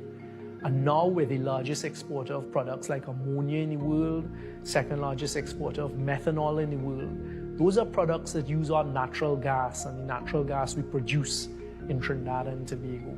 And the plants that are set up there are owned by these global energy companies. One of the global energy companies, actually one of the biggest nitrogen producers and ammonia producers in the world, is a company called Nutrien. What we're seeing today troubles me, because we in Trinidad and Tobago have to remain competitive in the global environment. We're not the only place that has natural gas. We're not the only place seeking to attract global investment in these plants. There are many other countries in the world with more gas reserves than we have, and more competitive terms potentially than we have, that could attract these global companies away from Trinidad and Tobago. We have had less and less gas supply, so it makes us in more of a precarious position and more balancing to be done. So when you come now and you unilaterally increase electricity rates, as we just saw in the last budget, that increases the cost to these companies. Then you go now and you try to extort and increase other rates related to the estate. What does it do, Trinidad and Tobago? It makes us very, very uncompetitive. The information coming to me is it's not only Nutrien. And in fact, if you look in between what the government and in particular NE are saying, they seem to be taking this approach across the whole industrial estate, where we have many, many energy companies. If these companies shut down their plants, you know what it means for you and for me, Trinidad and Tobago? First thing, the government is going to lose revenue, because a significant amount of the government's revenue and the earning of foreign exchange comes from these plants via taxation every time they sell their products on the global market. So we're going to lose more forex, we're going to lose government revenue, which again means that the government is going to struggle to provide services. Salaries may not be paid or maybe not be paid on time. Hospitals could start to have shortages and these types of things. You know what's the second thing this will affect? Jobs. We're already seeing it. Over the weekend, Nutrien, because of the shutdown, over 300 temporary workers had to go, because these are plants. They constantly need external support, a service company support. And let me tell you something as simple as the family that provides food to the workers on the plant, that look forward and they make their earning, gone. So I hope that good sense prevails, because I don't want Trinidad and Tobago to suffer at the hands of incompetence and at the hands of poor negotiation. Of course, we must always try to get the best value for Trinidad and Tobago. And that's what we in the last government, the PNM government, spent years doing, the last 8 to 9 years negotiating. But not once did you see this crisis creating. Because it is a balancing exercise. And what this government is doing is making Trinidad and Tobago very uncompetitive with global players. And I hope and I pray that they don't pick up their plants and go elsewhere.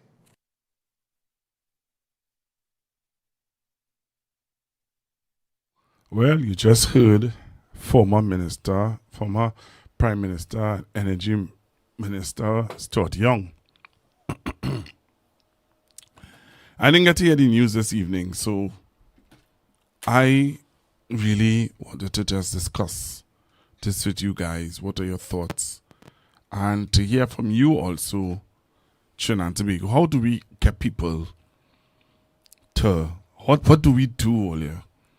What do we have to do to wake up people in this nation? Because let me say this, I'm asking this because people are really going through. People are really going through. You see, I talk about the contractors, and people are really, really going through.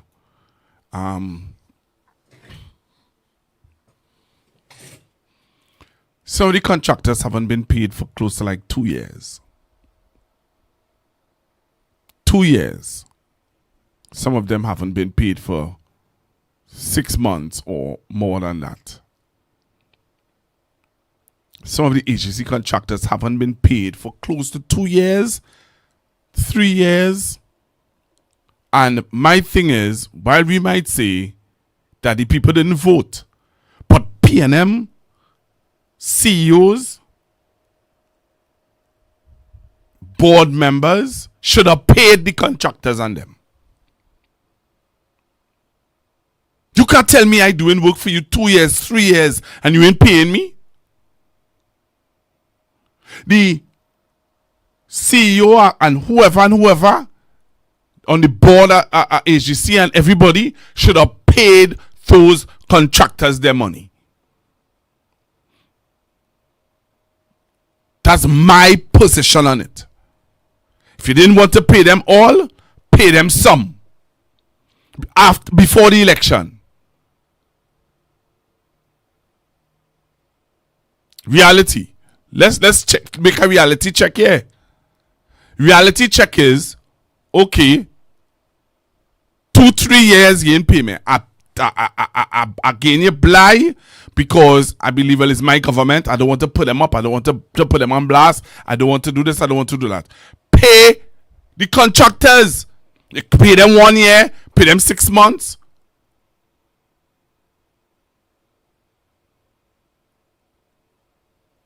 pay them. Now you have a UNC government who watching the contractors and saying, I sure them is paying them contractors, let them wait. Or we will get rid of them and let them still wait.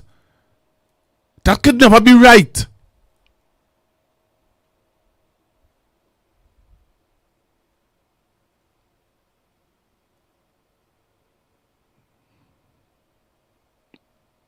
That could never be right. So somebody asking me for 2 years how they was existing. They had other contracts that they were doing. They're not just government contracts they were doing other private contracts. And those other contracts came to an end. And now government changed. Everybody saying they ain't have no money. So for the person who asking for 2 years how they was existing, they were existing based on, okay, they were getting other small jobs to do, other small. So my partner who will have sent me the video of his truck and what's happening with his truck, he was getting other small jobs to do here and there. Persons might have cut down a tree, wanted to clean a yard, whatever, move out the stuff. So he was getting small jobs here and there. But the reality of it is the junk of his money and the majority of his work is with HGC.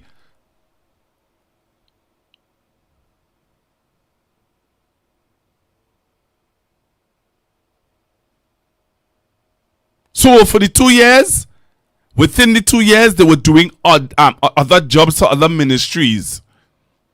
If you want to know their business so much, they were doing jobs for other ministries. Cool? So I'm taking your call. I'm taking your calls on 464-7003. 464-7003. Call me now and let's talk. Let me hear your views on some of the things that I would have brought to your awareness this evening. Hello, good evening. Good evening, Mr. Google. Hi, good evening. Another prediction. You will cross the 10,000 mark soon. Thank you very much, sir. You will. You will.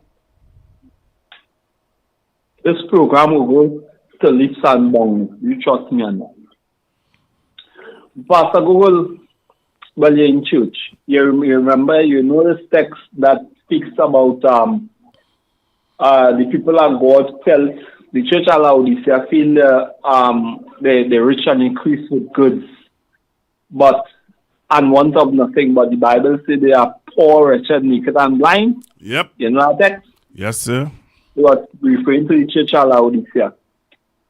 Prophecy now. That basically how Trinidadians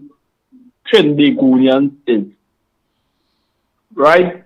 We think the Caribbean, we are physically wealthy people in this country because give and take, we're more wealthy than the rest of the Caribbean. And we operate like, it have this saying that they come for the Jews and then they come for the Catholics and then they come for the Muslims and then everybody was waiting and they eventually come for them. Well, they came for the CPEP because the forestry and URP.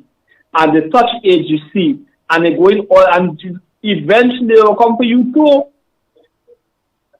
But all you feel, all you untouchable until they come for you too, because those two departments is in AGC.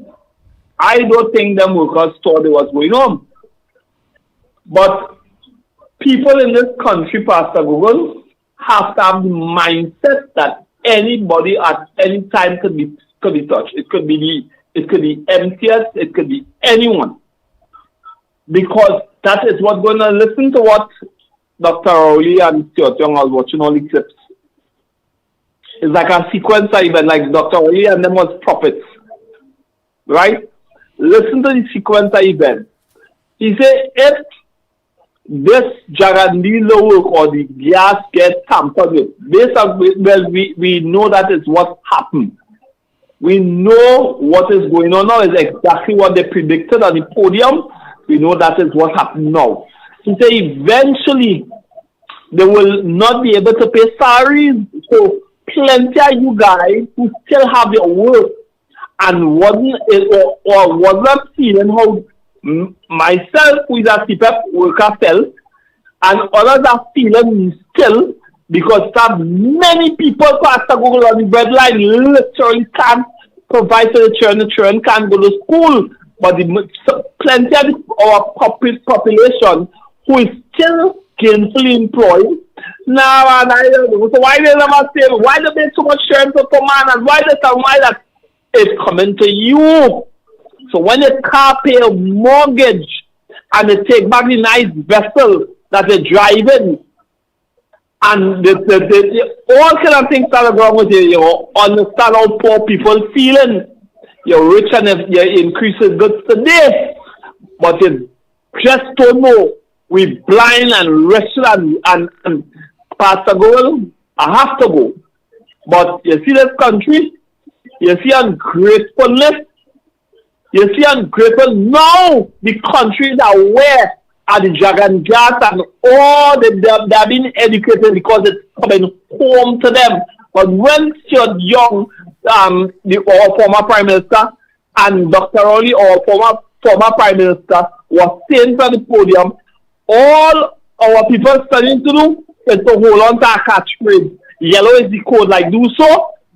When you see with everybody and everybody goes with that wild and they're making the most dunces of people in the community, right? In Port of Spain and all over. All of this stuff is done like the back of a door. You're making these people influential who call themselves influencers.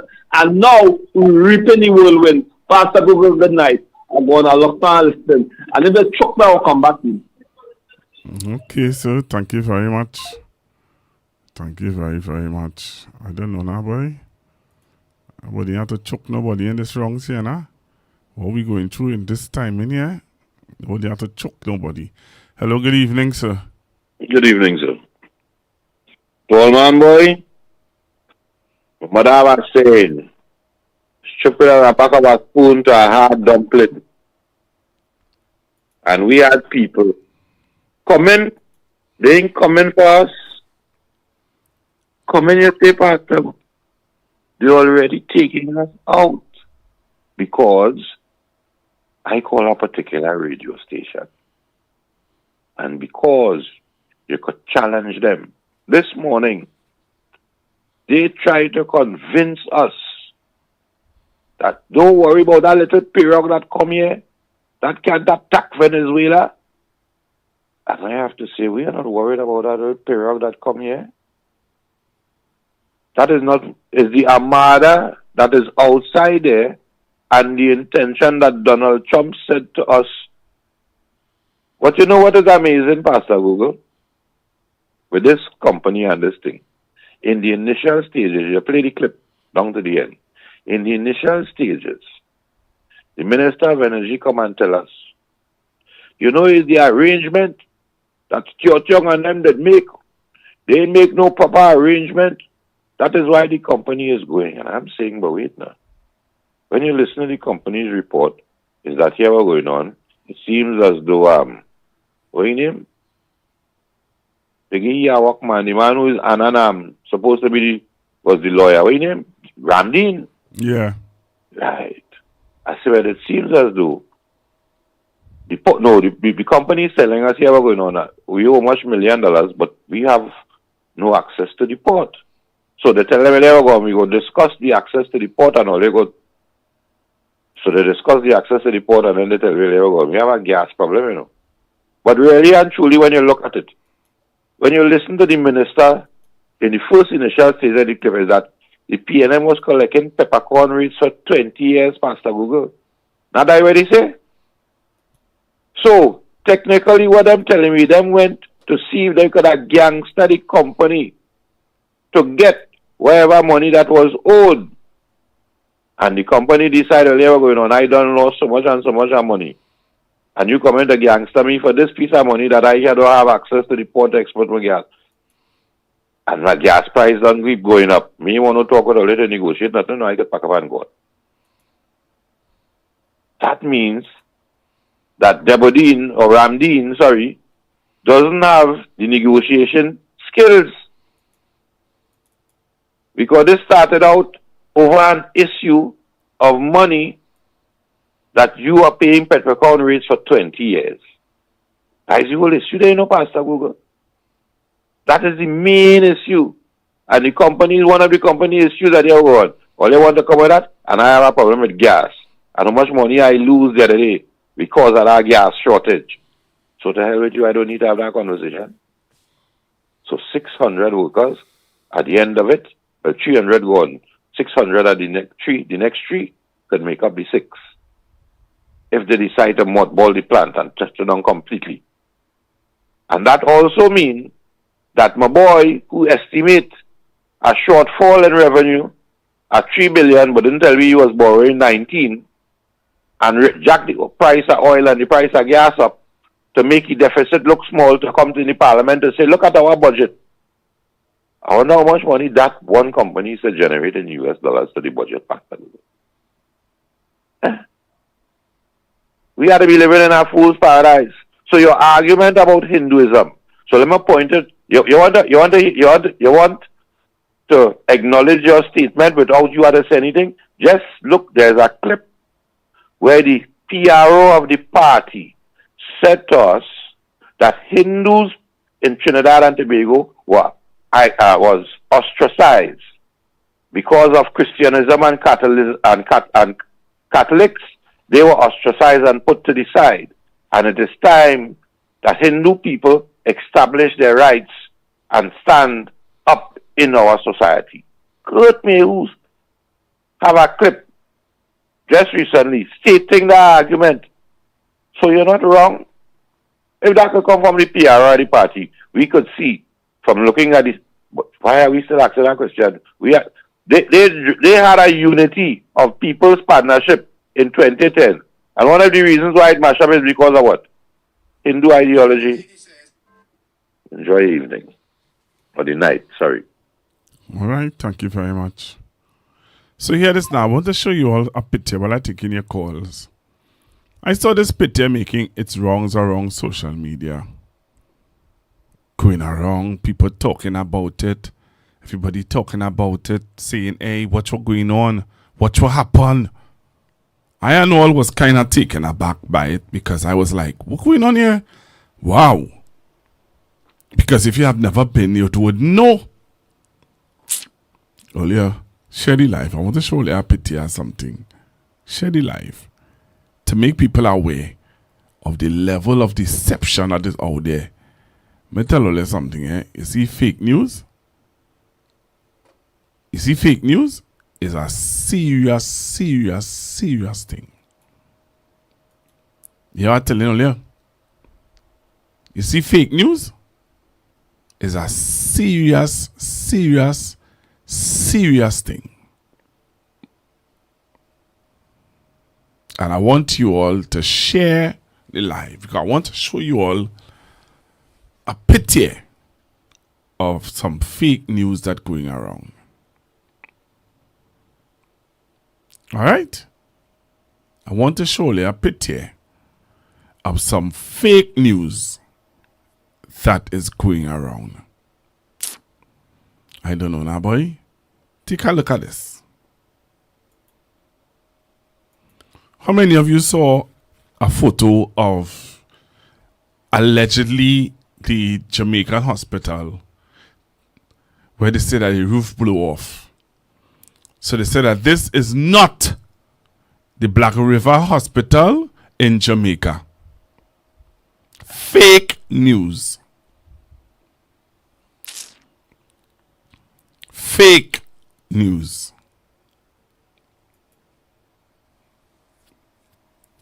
Fake. You hear what I tell you earlier? Fake news. So, people spreading that all over, not knowing that it's fake news. I'll continue to take your calls. 464-7003. 464-7003. Send me a message. Send me messages also on WhatsApp.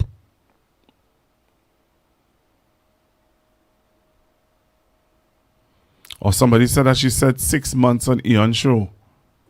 Did she? Okay. Good evening, Pastor. Is this true information? I don't know.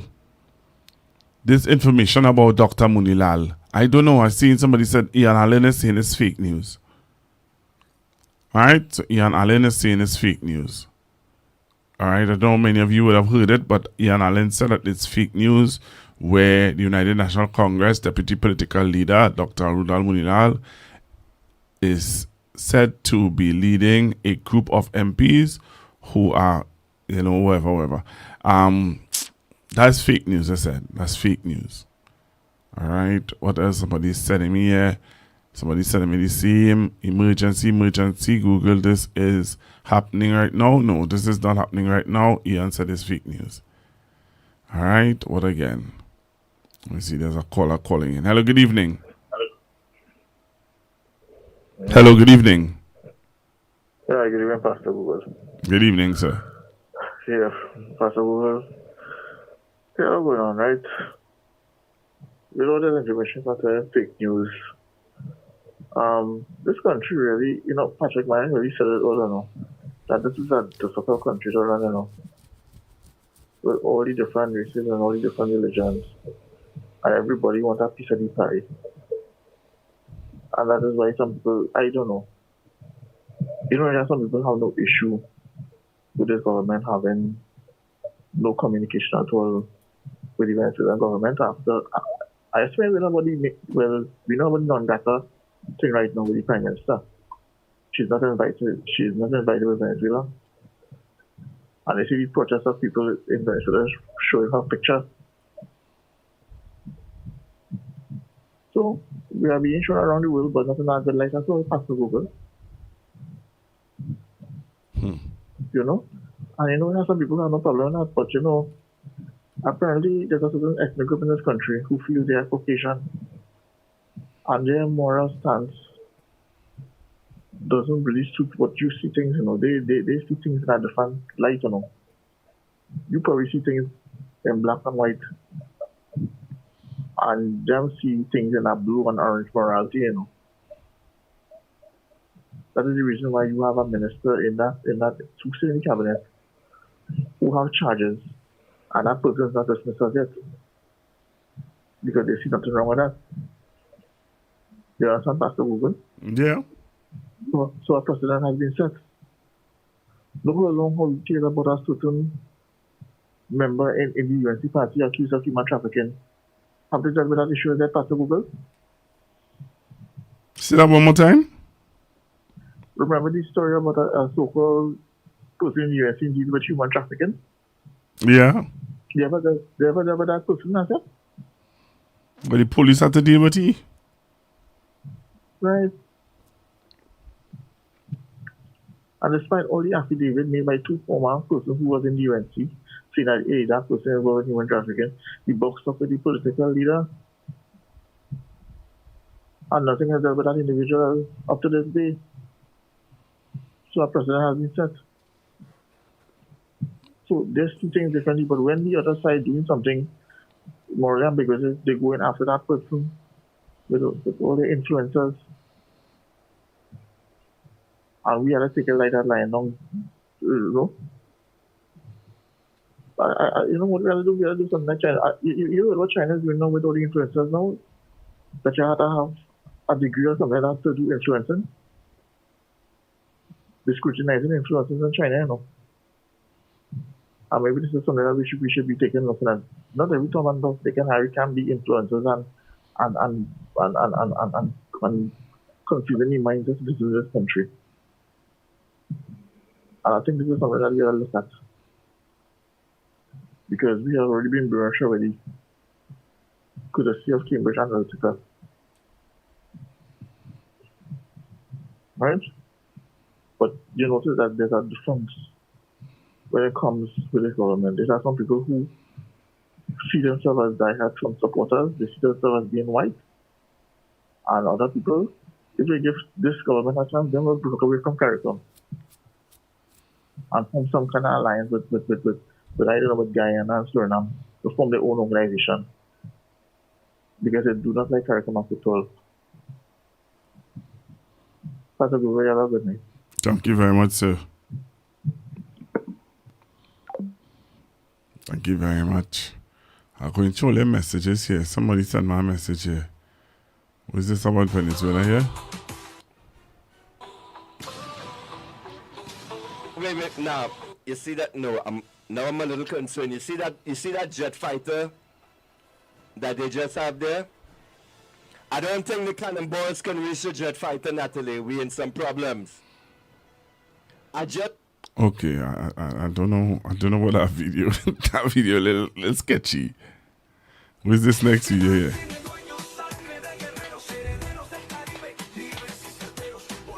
Okay, they're showing off the what Venezuela have. All right. Okay, a message to Nicolas Maduro. Share the live. Mr. Maduro, please. Mr. Maduro, senor. Mr. Maduro, please. When you're ready to bomb Trinidad. Hey. What man is this that? I don't know where he going with that. You see? Well, you're good, yes. I not playing them things on my show, you know. Alright, I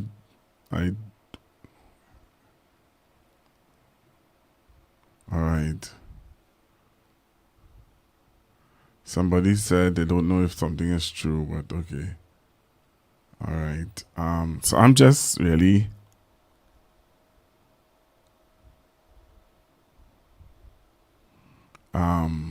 going through the messages. So another protest in Venezuela against Kamala Persad. Wow. A lot of people, boy. Hey, them doing what we can do. Look, they have all kind of thing about her. Wow.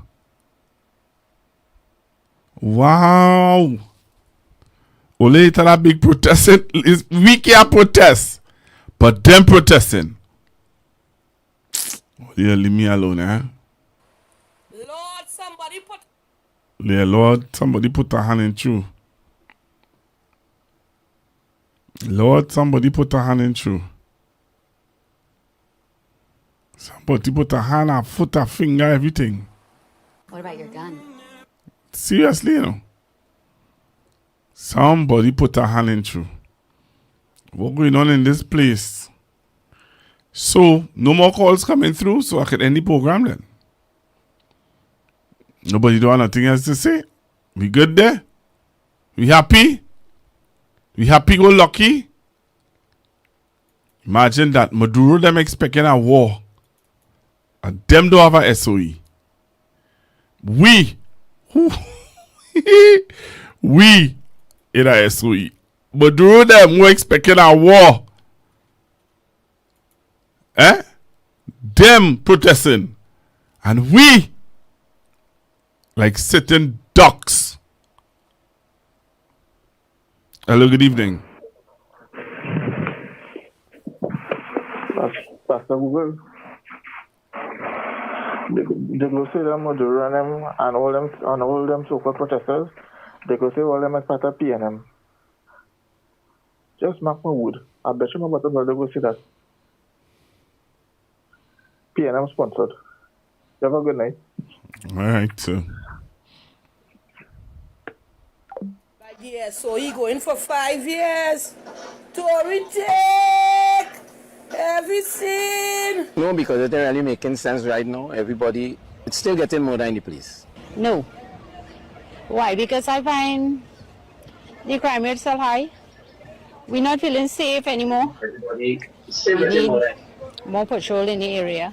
I believe it should be extended because security is very important to this country. A lot of crime. Too much of crime taking place in this country. You're not safer. Anyway, you're not safer. and I believe it should be extended and more officers around to protect the people. Well, personally, I don't think we have a state of emergency going on because there's a lot of crime in the country happening, and for me, there's no detection of crime because people getting robbed all over the place, and the cameras that's supposed to be working to detect cars from point A to point B, I don't know if they're using it or if they're not using it. So a state of emergency to me is how no make sense. No, it really makes sense. I see in that it making sense. Yes, because people are safe in the country. Yes, because people are safe in the country. Yes, because people are safe in the country. Well, all they vote for SOE. Like that SOE not pay now.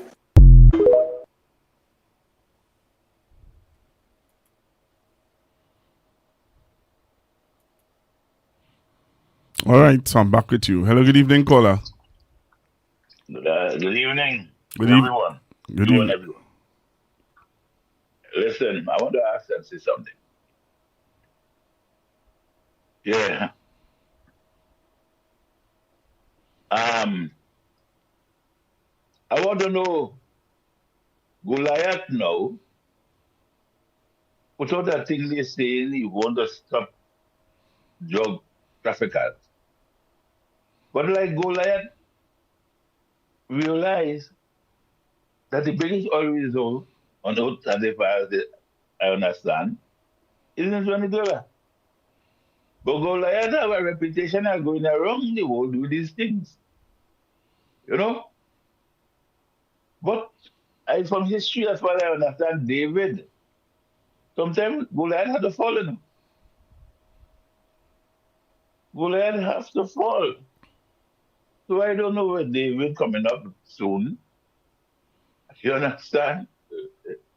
And probably the time is now that this world have to get an example of something beyond human.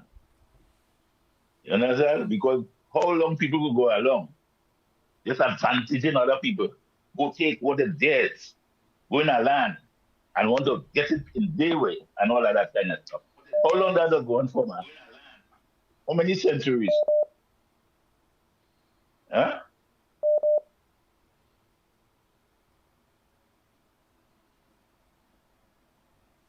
I don't know.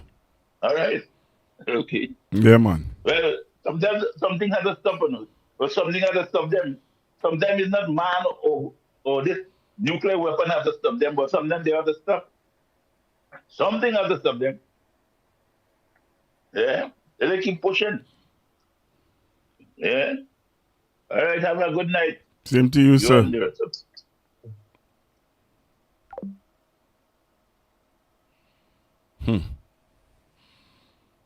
Well, yeah. Wake up, you know. Hello, good evening. Pastor Douglas. Hi, good evening. I am. Good night, Pastor Douglas. You hearing me? Loud and clear. So I am calling on the opposition leader or somebody in the PNM to orchestrate a protest for Friday when it's time to extend the SE. We don't want no SE. We protest against that. We protest against food prices. We protest against CPEP. We want to protest. So all you organize all this stuff, because I'm ready and waiting. I have hundreds of people who are ready and waiting. Let us know the time and the place, and we will be there. We tired. We tired. We begging them, organize the protest. We ready to go. We don't want to hear nothing. We want them to start to organize the protest. All right. Thank you very much.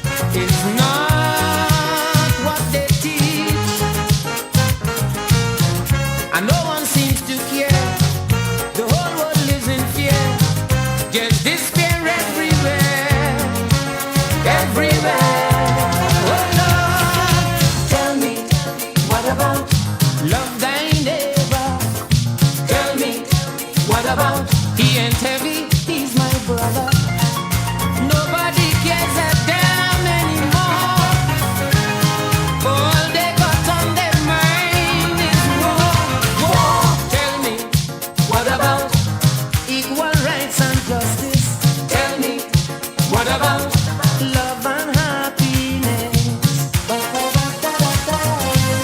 This is Caribbean Vibe.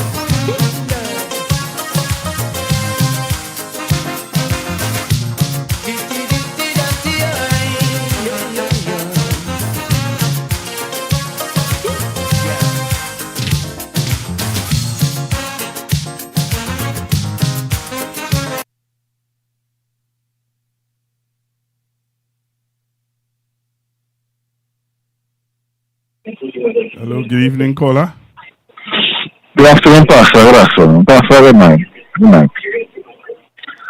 Watching that video from Sergio right there, it appears to me that this whole government, all the people who I'm they don't care about energy, or either they don't know, or they don't care about energy, because you cannot tell me, after all, why sisters here don't talk about it. We have two energy ministers. And not one of them even concerned all of them. It was supposed to be a man, he's supposed to be our man, and you telling me this is our habit, our lifeblood, and you telling me you sit down there watching this one move so reckless. You will sacrifice your whole country, your whole sector for some perks? Really? What answer was your name? Because as far as I know, no one company is many companies having the same situation. All I believe, we were a situation. I tell you, you sit down there and watch them and say nothing because you don't the stuff your perks. Really? No, ever that? I don't know what to say anymore, you know. No, you can't tell me this man, not Larry, next man. You know what I'm talking about. I won't call him. You're supposed to be our old man. I'm supposed to be the sector you born and grew up in. And you telling me you sit down and watch him happen? This man tell you the real life. And then, but then you have sacrifice that for some truth. And and before I go, it's all a little.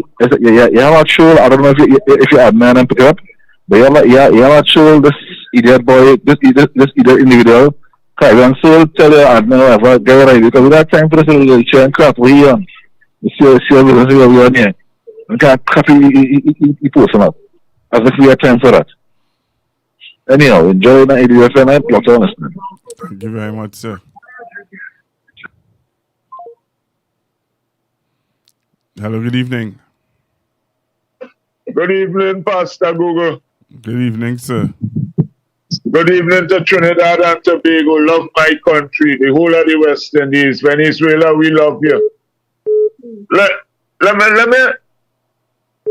These supporters of this regime they call UNC, I want to know if the missiles start flying from bullets to missiles, if these missiles and them have PNM mark on it or UNT. I want all you to ask all yourself that question. Does the missiles have UNC mark on it or it have PNM mark on it? Only too foolish, anyone could die.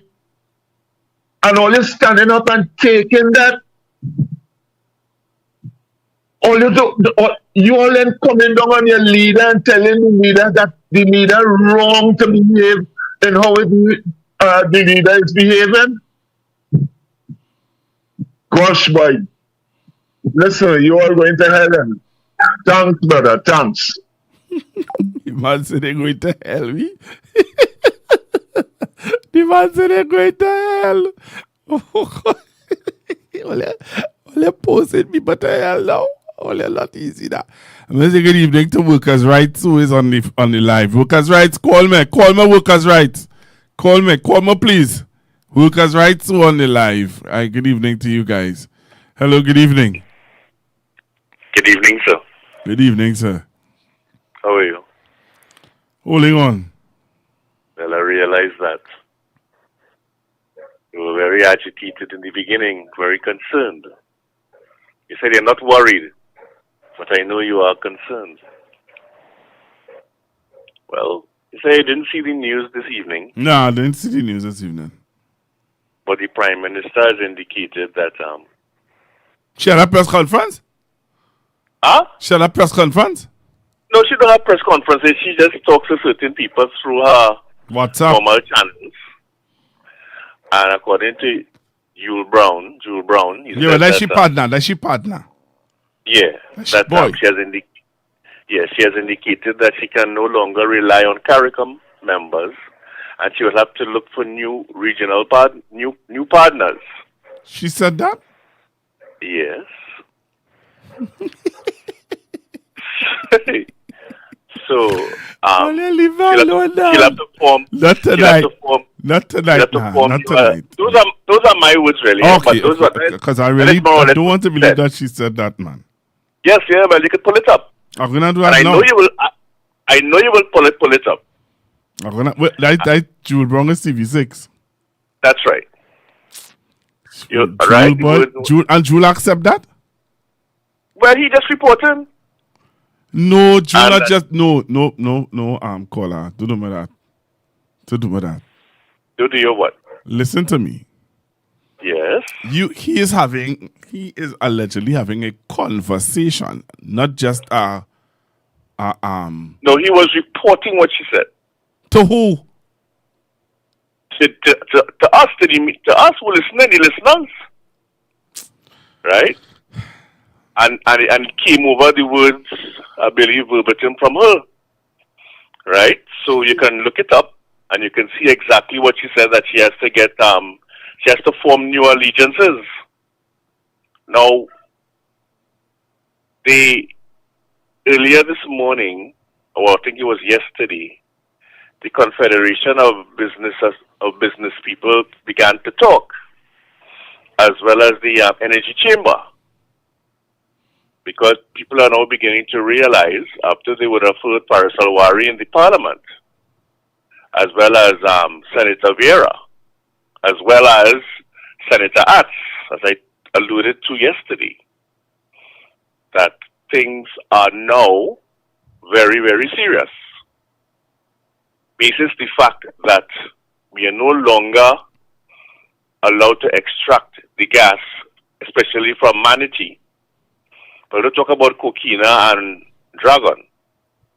That is out the door, and our Prime Minister's persona non grata. Right? There was a vote in the Venezuelan. I want to use the word parliament, but there's another word that they use, and it has been passed. Right? They showed a picture of it being the vote being taken. Right? So she is now persona non grata as far as Venezuelans are concerned. She said that it's not her problem. She's not worried about that. So you see, when all of the big hoorah was taking place, that, oh, what a fantastic thing that she did to get the OFAC license, and now we're going to get Dragon and all of you. So now all of a sudden, now Dragon, they're bound for Dragon gas. And they have this, as she said, that we have our own strategies to get our own gas and to diversify the economy. Now, we have been trying to diversify this economy for over 25, 30 years. And the most we have ever come up to is about $43 billion. $43 billion in revenue is not sufficient to assist in the development and the running of Trinidad and Tobago, and to pay all our bills and so on. Right? It cannot be done. How much it is? But I am saying that $43 billion, according to the budget. But I saw something, I don't know, maybe Eldon, maybe I saw the wrong thing, but I saw where the budget was passed at 80-something billion dollars. 83 billion, I think. What, 83 billion? What it is? So that's fake news again? Expenditure is 59.2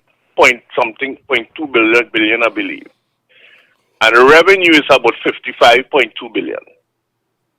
But that is not all, because what, as I told you yesterday, what was not included is the 10%, yes, as well as the borrowings that is not in the narrative of the budget that took place 2 Mondays ago, but it is in the yellow books, the $19 billion that they intend to borrow. Right? When the finance minister spoke on the said Monday, I believe was the 13th, he did not tell us. He did not tell us that they were going to borrow $19 billion because it was not there. But it was in the yellow books, the Standing Finance Committee. And that is where Dr. Atz saw it. And that is why she spoke about it. And the effect it was going to have on we people and the future of Trinidad and Tobago. And that's why I was attempting to explain that the 10.9 billion US dollars that they were going to borrow is approximately 75 billion TT, and that does not include the interest. Right? Then they were going to borrow 8.1 billion on the local market, the domestic market. And that is why they are making every effort they have already done it, as I said before, to take over full citizens, and they're going to increase the board of Republic Bank because they are looking for money. I explained all of that, and that is why we have to be very concerned, because with no gas, that means we are not selling anything from Nutrien, right? But we got some gas from some CO2 from Procom, right? So Massey is getting some of the what do you call it, the gas, the CO2 gas from Procom. They have decided to assist in that direction. But with respect to the urea and the ammonia and the nitrogen and so on, and all of these things that we were selling to over, you heard the gentleman speak, over 30 countries around the world. And they just invested, just a couple years back, $130 million US dollars in the revitalization of their plants. That's an investment for the future. And if they can say, okay, we're going to mothball the plant, and we're going to close it down, send home initially 350 contractors, and then we will deal with the 600 permanent workers, and that's it, until further notice. I believe they will come back, but not under this mad woman that's leading this country at this time. Right? Because she has got to be crazy. Because if you want to have nothing to do with CARICOM, and we are asking CARICOM to take our goods, we're going to run into the same problem that Dr. Rowley and they ran into in 2015 when he had to run to Jamaica and try to renegotiate for them to take some of our manufactured goods. And that is why people are now going to be very, very concerned. That's why the Confederation of Business People are now very concerned. Because if the Caribbean, which is our nearest and most diligent neighbor, is not taking our manufactured goods, we are going to be in a lot of trouble. That is why people are boarding and they can't get paid. And that's why they have shut down everything that the previous government was doing. At all, everything has been stopped, discontinued. Right? And that is why it has been said by the opposition that the budget is a fraud and fraudulent, because every time they were asked a question in the Standing Finance Committee, the finance minister said if they need more money, we will just give it to them. But Dr. Gaspidori asked them, from where? You're not telling us where you're going to get this money from. And that was their response in the entire budget, outside of the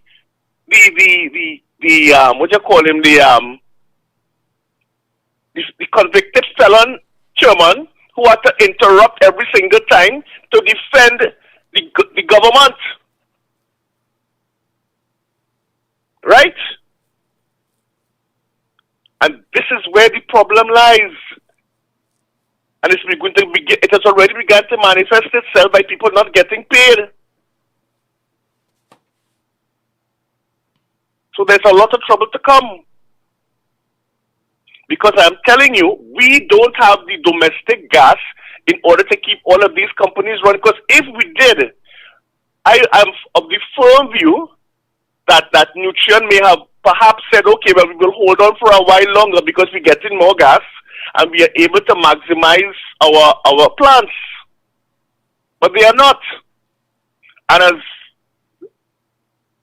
Stuart Young, SC, said, he is concerned about the other plants on the estate.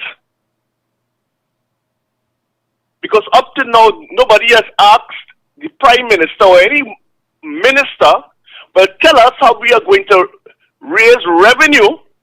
How are we going to raise revenue, and tell us exactly from where in order to facilitate all of these things that we want to do and to also ensure that people are paid their salaries and on time. And those are the questions, the hard questions that we have to ask. Even when you hear Dale Enoch showing concern on a morning, but then you know we're in trouble. People have to understand that. And I'm certain people have never seen you so agitated before. Many of the people who have looked in on your program from the start would have never seen you like this. And that means you too, sir, are concerned. More than normal. So if you and Dale Enoch so concerned, about the other over 1,300,000 people in this country, especially those living on the western side of this country, could see exactly what's going on. Like from Labre, like from, what do you call it, Cedros, Point Forte, Caranage, all these places. That's who will be seeing exactly what's going on. And we have never experienced these types of missiles before. If ever, heaven forbid, we should be affected by it. Because there was a poll taken on TV6 today. If we believe that there will be any type of activity as far as between Venezuela and the Armada is concerned, and 98% said yes, 2% said no. So that means everybody has a concern. I'm not saying everybody voted, but whatever the percentage is indicating that, hey, yeah, we're concerned. Right? Because in a 6 short months, look at where we have gone to. All because we keep telling people that voting has consequences. And they are now seeing it. And what do you call it? Said it a while ago. That when they came for, what is he saying? When they came for me, I didn't see anything. Because there's nobody to help me eventually. Because I am certain the Nutrien workers would have been telling themselves, what we are selling not only to Trinidad and Tobago, but we are selling around the world, which is needed. The people need fertilizer. They need the ammonia. They need the nitrogen. They need the CO2 gas. They never thought for 1 minute that they would have been out of work today. And the 600 that are going to be going just now, never thought for 1 minute that Nutrien would close down and send all of them home. For 1 minute, their whole lives is changing, just like the CPEP, the URP, and the other workers that have already been sent home. Never thought for 1 second that this was going to take place. Because they knew what they were manufacturing was a product that the world needed. And they were in a good place. But alas, they have been sent home. And as one of your callers said again, who next? Who next? So now everybody is concerned about the jobs. Because we don't know who will be affected directly from this government or indirectly. We don't know. But what we know because I've been looking at all of the foreign news stations and all of the talk shows, is that Trump is coming for that oil. He said so when he was in his first incarnation as president that he wants the oil. And he's coming for it this time. So we, excuse me, we are in trouble. We just ain't start to duck and batten down like if it's Melissa hitting me yet. Because we're in Jamaica. So when you have a government that don't give a damn about its people, but only themselves, and when you have people who never see $60,000 a month and $70,000 a month plus perks in their personal budget, you think they're going to give up that? That's why some of them could now say collateral damage. Imagine we have Cal and we didn't send a plane to pick up our people, our citizens. Barbados, Dominica, St. Kitts sent people a plane to pick up their people for free. But we studying that them have to pay, these students have to pay to come, and none of them are here. So we don't know what's happening with them. We'll only find out in the next couple of days. What happened to our people, our youths, our people who pay a set of money to study abroad? We couldn't send a Caribbean Airlines plane to pick them up. And nobody, you said nobody ain't talking about other things, nobody ain't talking about that. Very few people. One person I heard for the entire day talk about it. Where the money, $1,000 for books, anybody get that yet? What about the laptops? The students get it yet? Nobody don't talk about these things anymore. They're just leaving it. As you rightly indicated, everybody cool. Everybody had a hush. Can't talk about it anymore. OJT, dead in the water by $45 million. School feeding program, dead by $10 million. And many other things that we used to take for granted will not be happening in Trinidad and Tobago. But you know what happened? Guess what? When your colleagues are talking about Tobago, but them get $32 million in back pay plus the increase. And push Wati and then make sure they get themselves the increase in pay. They accepted it. No problem. And they're bringing another SOE to, as you rightly said, to keep it quiet. So the lady who called and say she waiting to protest, we can't protest, darling. It'll be against the law. We can't walk the streets and protest. We could walk and bawl, Kamla, I love you. We could bawl and say that.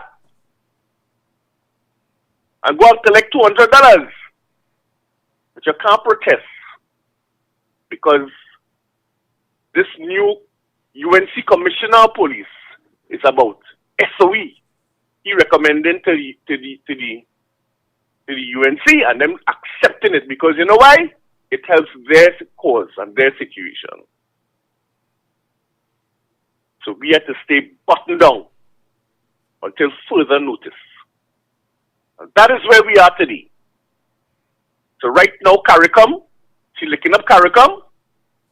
She's saying that she's not even calling Maduro name. She don't care no more. She cared just the other day for the gas. Because she went to America to talk to Maduro about the OFAC license. But now today, we don't need that. Really? Well, we shall see. And according to Senator Vishnu Dan Paul, we will see sooner rather than later. Because bills have to be paid. And I was told by a certain person who was in the ministry that every month bills have to be paid, especially foreign debt. So we shall see. We shall see where they're going to get the money from. We shall see what will happen to our Heritage and Stabilization Fund. We shall see what will happen to our external funds with respect to our external debts and so on. We shall see. We shall see where they will borrow from because they already say they're making plans to open an office for the World Bank in Trinidad. Why are they doing that? That is a priority. To open an office for the World Bank in Trinidad? Why are they doing this? Huh? Where that office is going to be? Pastor, we in trouble. Only people not seeing it now? Heaven help us. There are those who pretending not to see. But it's coming. It is coming. We have no gas. The little that we have is just exactly what it is. Very little. And they're not extracted anymore. You're not hearing anything from the Ministry of Energy. You're not hearing anything from the minister or your assistant. Selling us a pack of diatribe. I'm talking about negotiations going on behind the scenes. Really? Not with this government. Not with this bunch of misfits that we have fronting as a government. Because they cannot run the government. If in 6 months you make all those mistakes, and look at where we are today, as far as gas which we need is concerned, and Venezuela had to make 2 major decisions with respect to Trinidad and Tobago and the Prime Minister in a matter of days. Matter of days. And as you said a while ago, people protesting in Venezuela. What do you think going to be happening? You think she did not make agreements with America as far as the situation with Venezuela and the United States is concerned? Who don't want to believe that's all your business? But you can't just sit here and allow things to be happening and bad talking CARICOM. As though CARICOM do you something. I want to blame CARICOM because of what you are supporting. I'm talking about there's no zone of peace. You don't not even understanding they're talking about the Caribbean. If it is, Pastor, ask yourself this question. If it is that she is saying that she's fed up of her citizens being killed, so why didn't America send detectives and CIA people to Trinidad and Tobago to deal with the misfits and those who are shooting and killing the people instead of having SOE after SOE after SOE? I'm getting an explanation from the UNC Commissioner of Police that's simply not making sense. All of a sudden, everybody hiding. Moving from one excuse to the next for these SOEs. Why didn't America send people to Trinidad and Tobago to assist us in finding these people? Because they're very good at detecting, better than us. But you didn't send them here. They didn't come in Trinidad. Where they went? Who they're going for? If Colombia is being stated and Mexico are the ones sending the cocaine and the fentanyl to United States, why are you not attacking Colombia? Why are you not attacking Mexico? But why are you attacking Venezuela? Anybody ask themselves these questions? Why not Colombia? For years we know about Colombia. For years. And cocaine. The manufacture of cocaine. For years. We are at transshipment point. Well, why don't we stop it here? All right. And that is the questions we have to be asking Kamala Prasad Bisesa. But nobody asks anything. You know why? Because she's not presenting herself to be asked any questions. So they're just taking reports and printing it back for us to read every prime time. That's where we are. Have a good evening, Pastor. Thank you very much.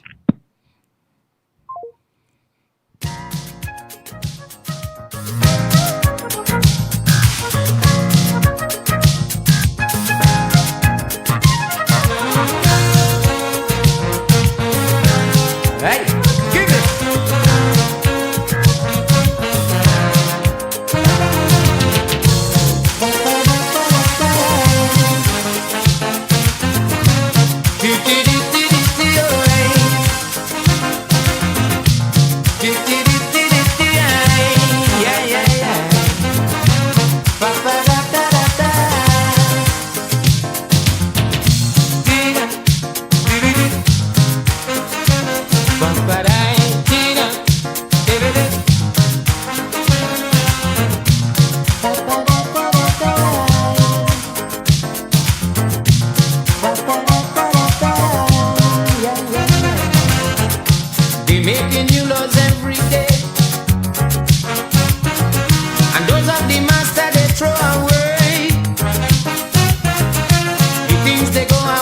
and preach is not what they teach,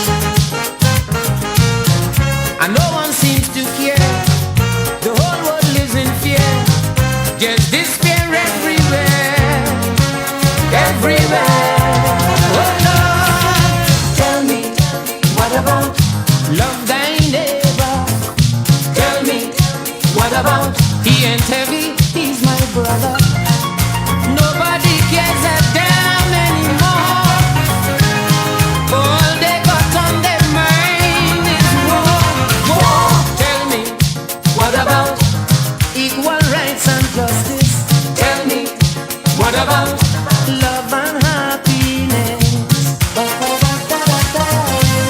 This is Caribbean Vibe.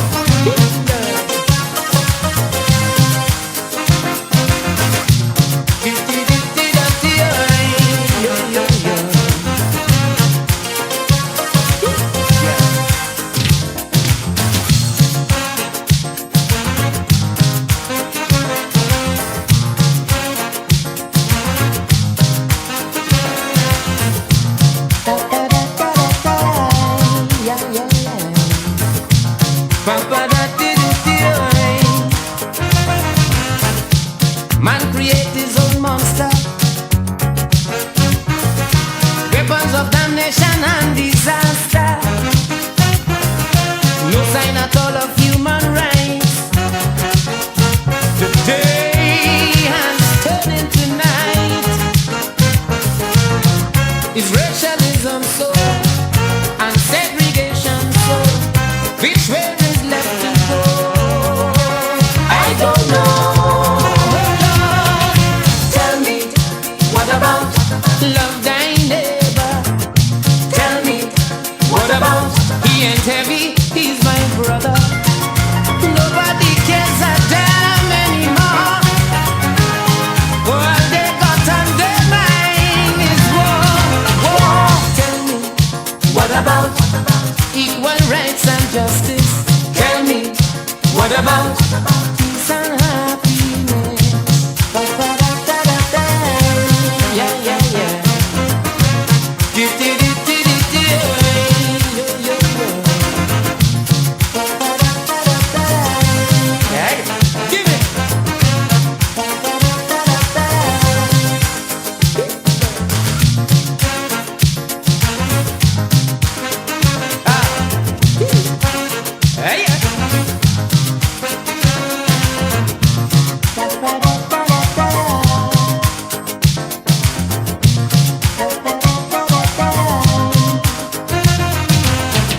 Negotiations breaking down is a whole big run around.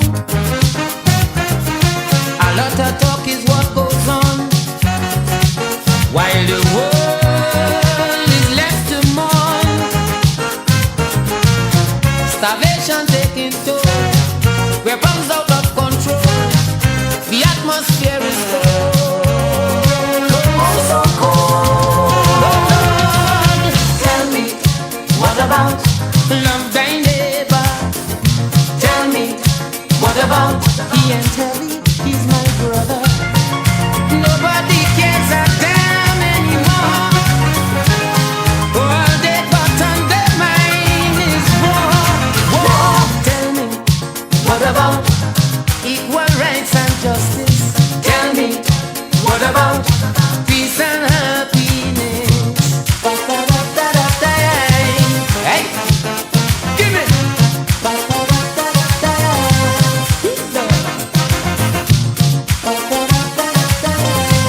Yeah, yeah, yeah.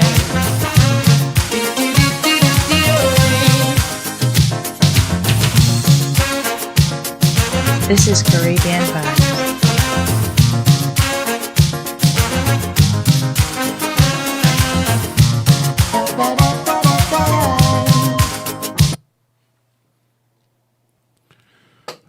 Hello, good evening, caller.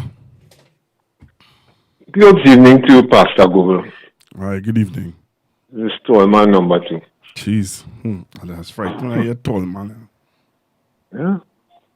And I had to come in here, and I'm glad I came in after the last caller, Brian. I'll pick up where he left off. Because, very important what he said. You know, Pastor Gogo, I'm thinking about this money situation that we have. It's not only a gas curtailment we have on the point leaders plant, you know. We have money curtailment in the financial system as we speak. The unions and them say with 10%. That was left out of the budget, as Brian just said. We have to borrow $19 billion. Yes, the figures inside is them same yellow books, that's the draft estimates. And they just discreetly left out of the budget presentation. But of course, you know, the watchkeepers will go and look for it and bring it up. So, if the negotiations stop at 2019, the period 2020 to 2022 and 23 to 25, in 2025, that is 2 trienniums. Where the money coming for that? When we stop at 19 and the benchmark is now 10%. Pastor Google, we have to ask the questions as citizens. Is this sustainable under our current circumstances? We as citizens don't care about that. All right. You okay soon enough? I talking to a partner today. Right? He working HDC. So I tell him, I say, I hear they closing down 2 departments. Yeah, boy. Yeah. I say, so people going home. He say, well, they're watching to see. I say, okay. I say, so what is he seeing? How are they feeling about that? But we just waiting to see, you know. We waiting. It's just a wait and see now. It's just a wait and see. I firmly believe that this nation is under a spell. I like where you're going, you know, Pastor Google. Because one of your callers said it just now. When they come in for him, they will eventually come first. We're going biblical. So yes. And I said the last time I come on this program that Trinidad and Tobago, the Republic of Trinidad and Tobago, is due for judgment. And I see the God that we serve in, Pastor Google. When you see you ready to pass judgment, it's in the Bible, you know. When you pass judgment, the people must get to know what obedience is, you know. Brother, the people, let me tell you something. Let me tell you this, There are pastors who sending me, prophets who sending me video telling me I need to repent because God put this government there because to do what the former government could not have done. God is going to use them to do some things that the former government could not have done. And I am a PNM before I am a Christian. I support a political party before I support God and all these different things. I know Ole know me 15 years and plus. Mm-hmm. And you all know what I stand for. You all know what I believe. You all know what I stand for. And I stand for truth.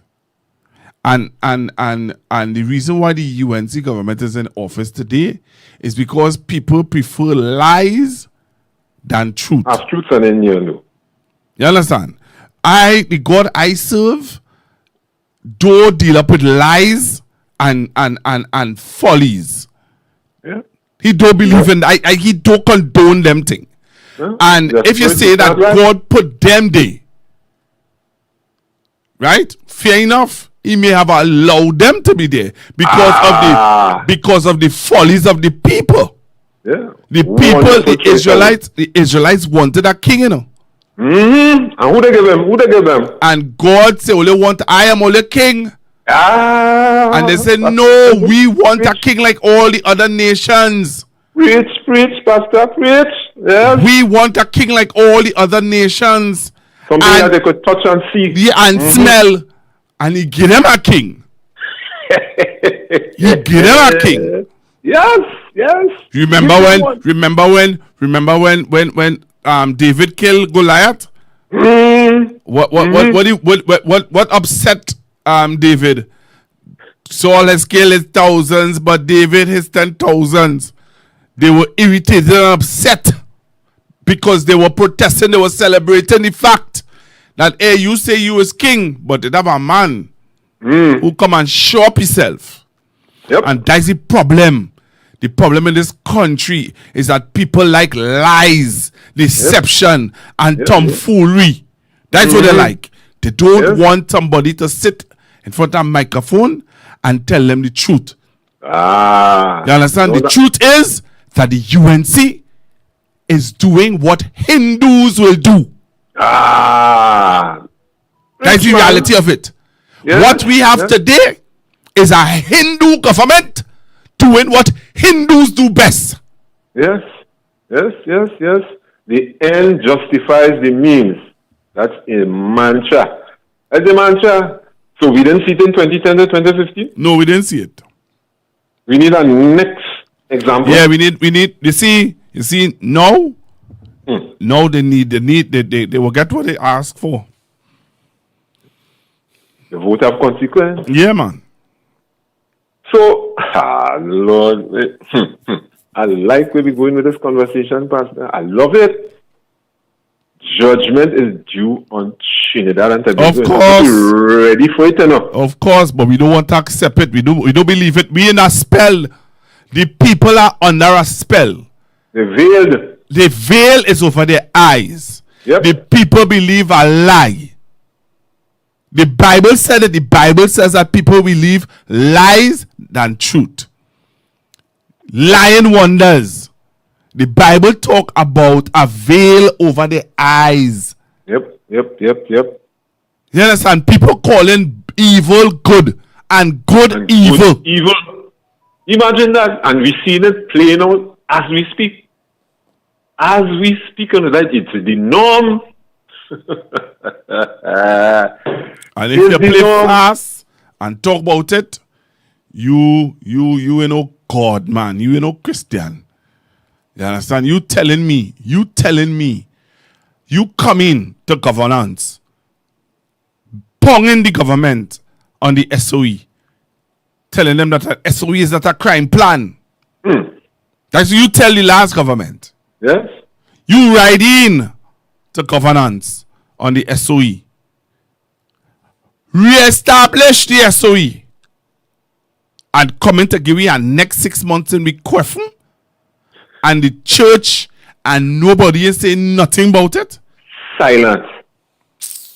So when the church is in all of this, look what they do with the IRO. Thank you. Imagine they invite a whole IRO down to the Diwali Nagar. And not one government, the post to invite them in his show. And not one government representative went and the show still went on. Okay. They accept that. Yep. They accept that. So pastors are telling them the truth now, like yourself. The truth. They don't want to hear that. No, games it's beyond. Offensive. Games it's beyond. offensive. Imagine that. Imagine you could get the IRO to come into. That's why I tell you, we under a spell. Yeah. In your Hindu temple. Yeah, in a place of idol worship. So you tell me if something is wrong, and then you as a prophet and a pastor and whoever want to tell me that don't talk about them. Hush your mouth. Don't talk about them. Just pray for them. Well, here what now? Yeah, let's pray for them. Don't talk about them. Well, let me tell you something. John the Baptist talk to he king and tell the king you're on follies. You're on nonsense. Yep. You understand? The Isaiah tell Hezekiah, get your house in order. You understand? So if you're a prophet and you're a man of God and you can't tell your leaders. Yes. Have to be able to tell them. To get their act together. Then leave me alone now. Leave me alone. Mr. Google, it's about one thing that the God that we serve do like. You see, idol worship. My gosh. And that is why I say, and they march up and down and drive up and down with it. And now they're bringing But when they want to put the man there in Port of Spain, they drive up and down. Let me tell you something now. I can tell you this. Yeah, you could. Let me tell you the hypocrisy of some people, some church people.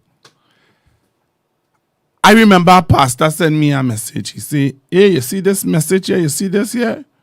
You see what she want to do? She want to stop. She want to stop all them big truck, them music truck as he passing when them gangsters and them, listen when them gangsters and them dead, they just have on their jersey and the music truck going through the community. She want to stop that and whatever. I said, okay. I said, I agree. Totally agree. So he sent me the video of when she talk about those music trucks that has been going through the community. And then I sent him, I said, but you know, when they have Hindu weddings, they have this custom now where they come around, where the groom and the bride does have two big truck coming to meet in one place. I said, that had to stop. Right?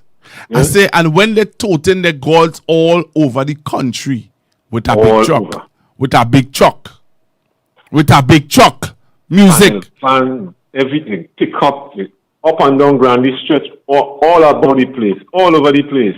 They need to stop it.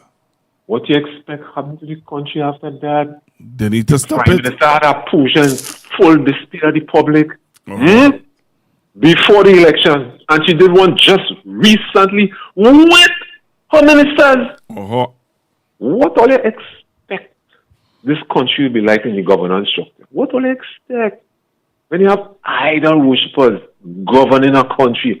What you expect is have a God looking down on you and saying, hello, I don't like that. When you reach in Australia, you say, I had enough. Judgment. We overdue. And you keep saying this thing that God is a Trinity. God is not a... And the voice of the people is the voice of God. No. Lies! Lie! Mad thing. It is not. But you see, soon come on, Pastor. Yeah. That is what concerns me. That is my fear. You know? It's not that outside of what Maduro and Trump and them. God raises up kings and he just take them down. Same way. He raised up a purpose. He raised up Tamla for a purpose. Yes. He raised up Trump for a purpose. Yes. Yes. It's to bring the nations to the knees. Yep. Say it again. Say it again, because apparently we don't understand that. We don't understand that. It ain't a place that President Trump been shaken. And he's still doing it as we speak. Okay then. Not a place on the earth he ain't shaken. He shake the whole earth. What raised him up to do that? So that we could open the eyes, but we still veiled. Yep. It says, come up, Posad. They say, hey, come, Queen, go back up the road. Go back up the road. All they want, Queen, all they give it, all this is all they want, or I'll give all they again. Just like so. Take that. 6 months into governance, and look at the state of grace. My gosh. What's 6 next? months. I gotta ask, Pastor, what is next? 6 months. 6 months in her governance. And we get, is this it? Somebody was saying, this is second SOE. In 6 months. In 6 months, 2 SOE. You're governing by SOE. To talk about what going on. You're governing by SOE. Yep. How you could govern a country by a state of emergency and still criminal activity is at a high level. I say, remember when this Minister of National Security, Martin Joseph, since 2003, say we have identified where all the gangs are. We have identified the membership. We know where all of them located. It's 2003, eh? You trying to tell me on that SOE in 2025, with all our surveillance techniques, all our intelligence gathering units in the police service, in the defense force, we ain't putting pressure on gangs and its membership day and night until we bring them to their knees in a 2x4 country that could fit in a river in the United States? You serious? The ex-commissioner of police, Gary Griffith, said in some states that have more people in Trinidad and Tobago 4 times over, have half the amount of police officers and not that level of criminality that they have in Trinidad and Tobago per capita. So what you telling me, something, as the Chinese say, something had to be wrong. Something had to be wrong, Pastor Google. Nothing is wrong. It's Minister 12. Let me give my bed. Nothing is wrong. Nothing is wrong. You have a God for the rest of the night, Pastor Google, and thanks for accommodating me. You are most welcome, sir. Later, my brother. The information provided by the speakers and or presenter on Facebook and YouTube is for general informational purposes only. All information is provided in good faith. However, Constructive Talk makes no representation or warranty of any kind, express or implied, regarding the accuracy. Have you taken any calls again? Well, I will take this last one. I really wasn't taking no more. All right. Talk to me. Talk to me. Talk to me, caller. All right, Pastor. Well, I called to encourage you. Because I listened to you and you're talking about pastors trying to discourage you. And if they're trying to discourage you, well, somehow they're reading a book different than you and I. Because the Lord said you have to have no other God. And we saw for election that people who say they are Christians vote for a government that does not hold to the doctrine that they were brought up under.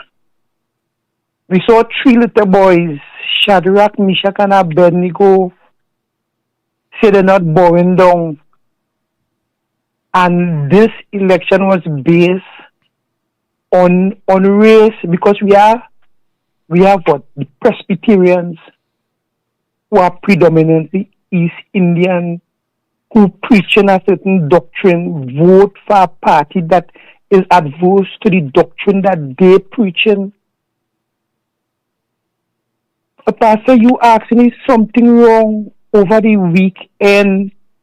People were partying in Tobago while we have the standing finance committee bringing to the people and trying to ascertain money that being allocated for people that no longer in a job, for equipment that is unaccountable for, and money is being allocated and people partying in Tobago. And you asking what happening? You asking to have a spell? A spell, it had to be a spell. Oh, I drove for Independence and I saw those vehicles with those dainty on it, and I saw one with the eye wrapped around with a cloth. And I telling the madam, I said, look what they do. Look, I said, me know that's how this be. I said, but the gold wrapped around with a cloth. I said, they're blinding people's eye. It's spiritual wickedness in high places we dealing with here, and people sleep in the church, sleeping. So if pastors could call you to tell you to hush your mouth, understand what's going on. Judgment, boy, judgment. You making joke, brother. You making joke. Judgment. Brother, continue to bring the news. Continue to keep the faith. You understand? In 6 months, all will you complain with, as an opposition leader, you have a military defending your border. The people and them operate with the protocol. A little child get killed. You come and call our Coast Guard murderers. And today, you endorsing what the American doing. And going back to the same Coast Guard now and telling them you have to protect your borders. You came and you closed down all the security apparatus, tell people to spying on them. You closed down the OPV project and said that we have to protect the land, not on the sea, and come back today and talking a different tune. No, Pastor. Have a I know good it's night. late. Eh? Have a good night, my brother. Thank you very much. Same to you. You're welcome. People now start to call. Ole is after 12, you know. Ole think it is.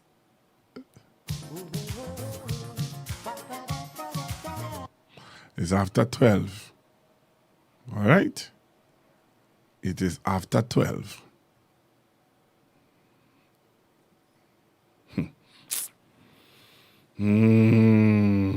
Wake up.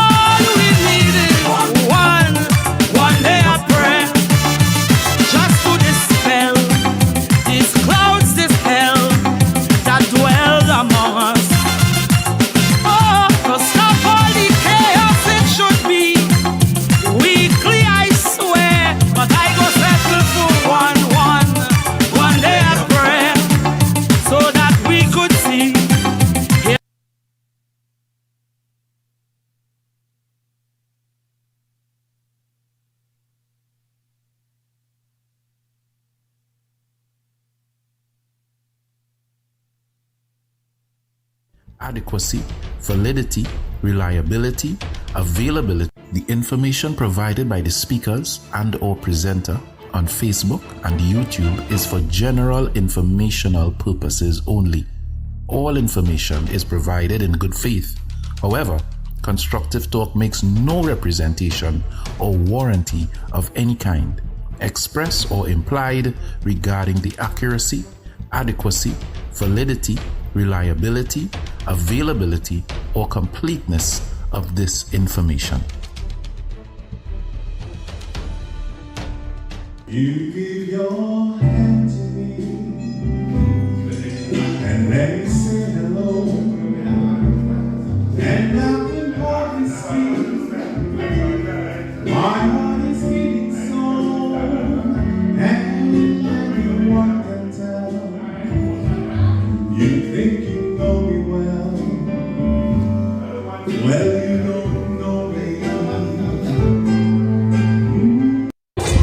Hey guys, I am Nigel O'Connor, a singer for all seasons.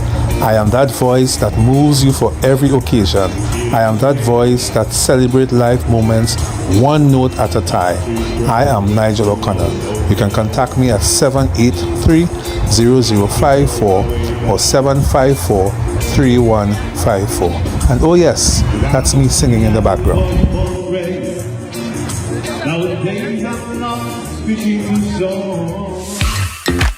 I recall more than 3 decades ago, a senior telecommunications manager, let's call him Michael. And Michael was assigned to the task of presenting the government's position at a regional conference. Michael struggled and visibly trembled, especially since he presented after the retired North American ambassador, who had the audience in stitches, laughing up every word. I'm Dr. Madonna Dodd, and I made a silent vow then to help people like Michael, who are technically competent, but who struggle and succumb to fear when speaking in public.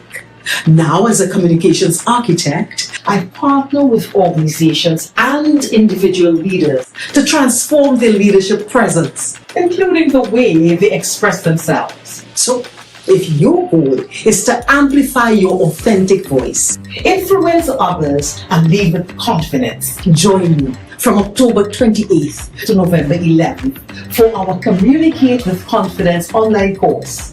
To all the Michaels, it's possible to overcome fear, step fully into your role, and lead with confidence.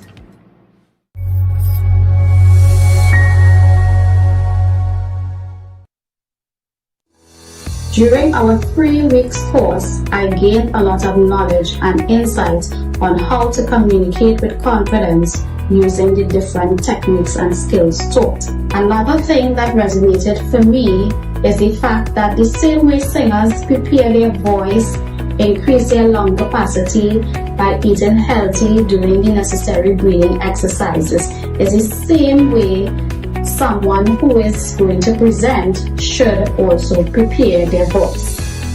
For persons who are interested in participating in this course, I say go for it, because you too will be able to find your coping skills, or how the runners and they just psych up themselves when they're on the start line before they start to be focused to finish that race. You would be able to find your coping mechanism.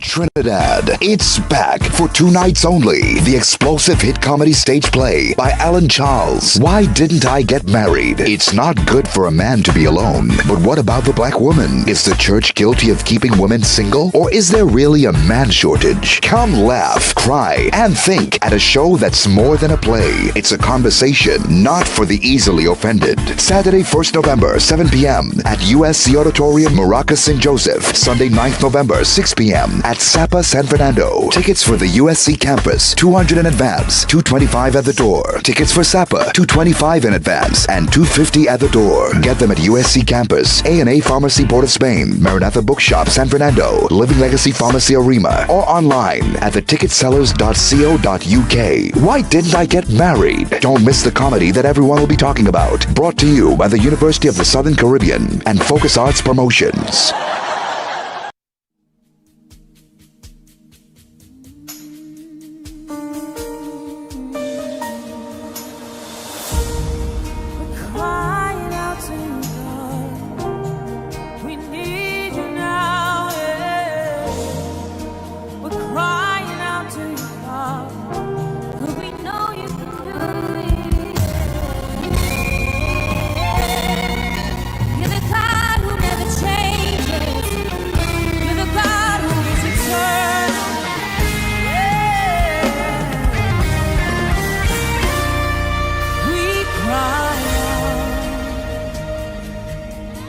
To the God who never changes, we cry out. To the God who is eternal, we cry out. To the only one restore and heal our land. We cry out to the God who never changes. We cry out to the God who is eternal. We cry out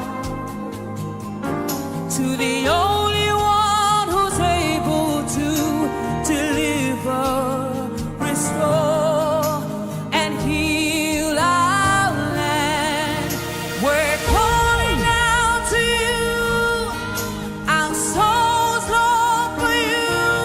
You're the only one forever faithful. You're the God who's always able. We're calling out to you,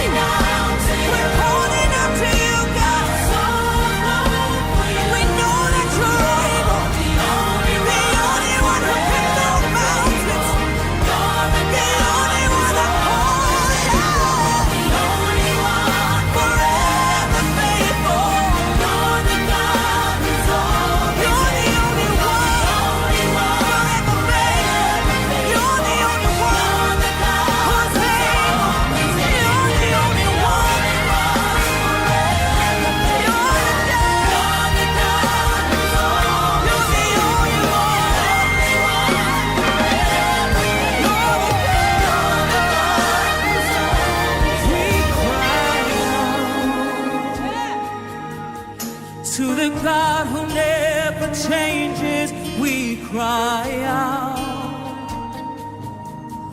To the God who is eternal, we cry out. To the only one who's able to deliver, restore, and heal. Come on, church, let me hear you. We cry out to the God who never changes, to the God who is eternal,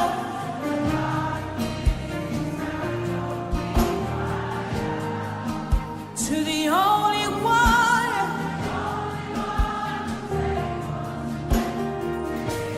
restore and heal our land. See, we're calling out, and so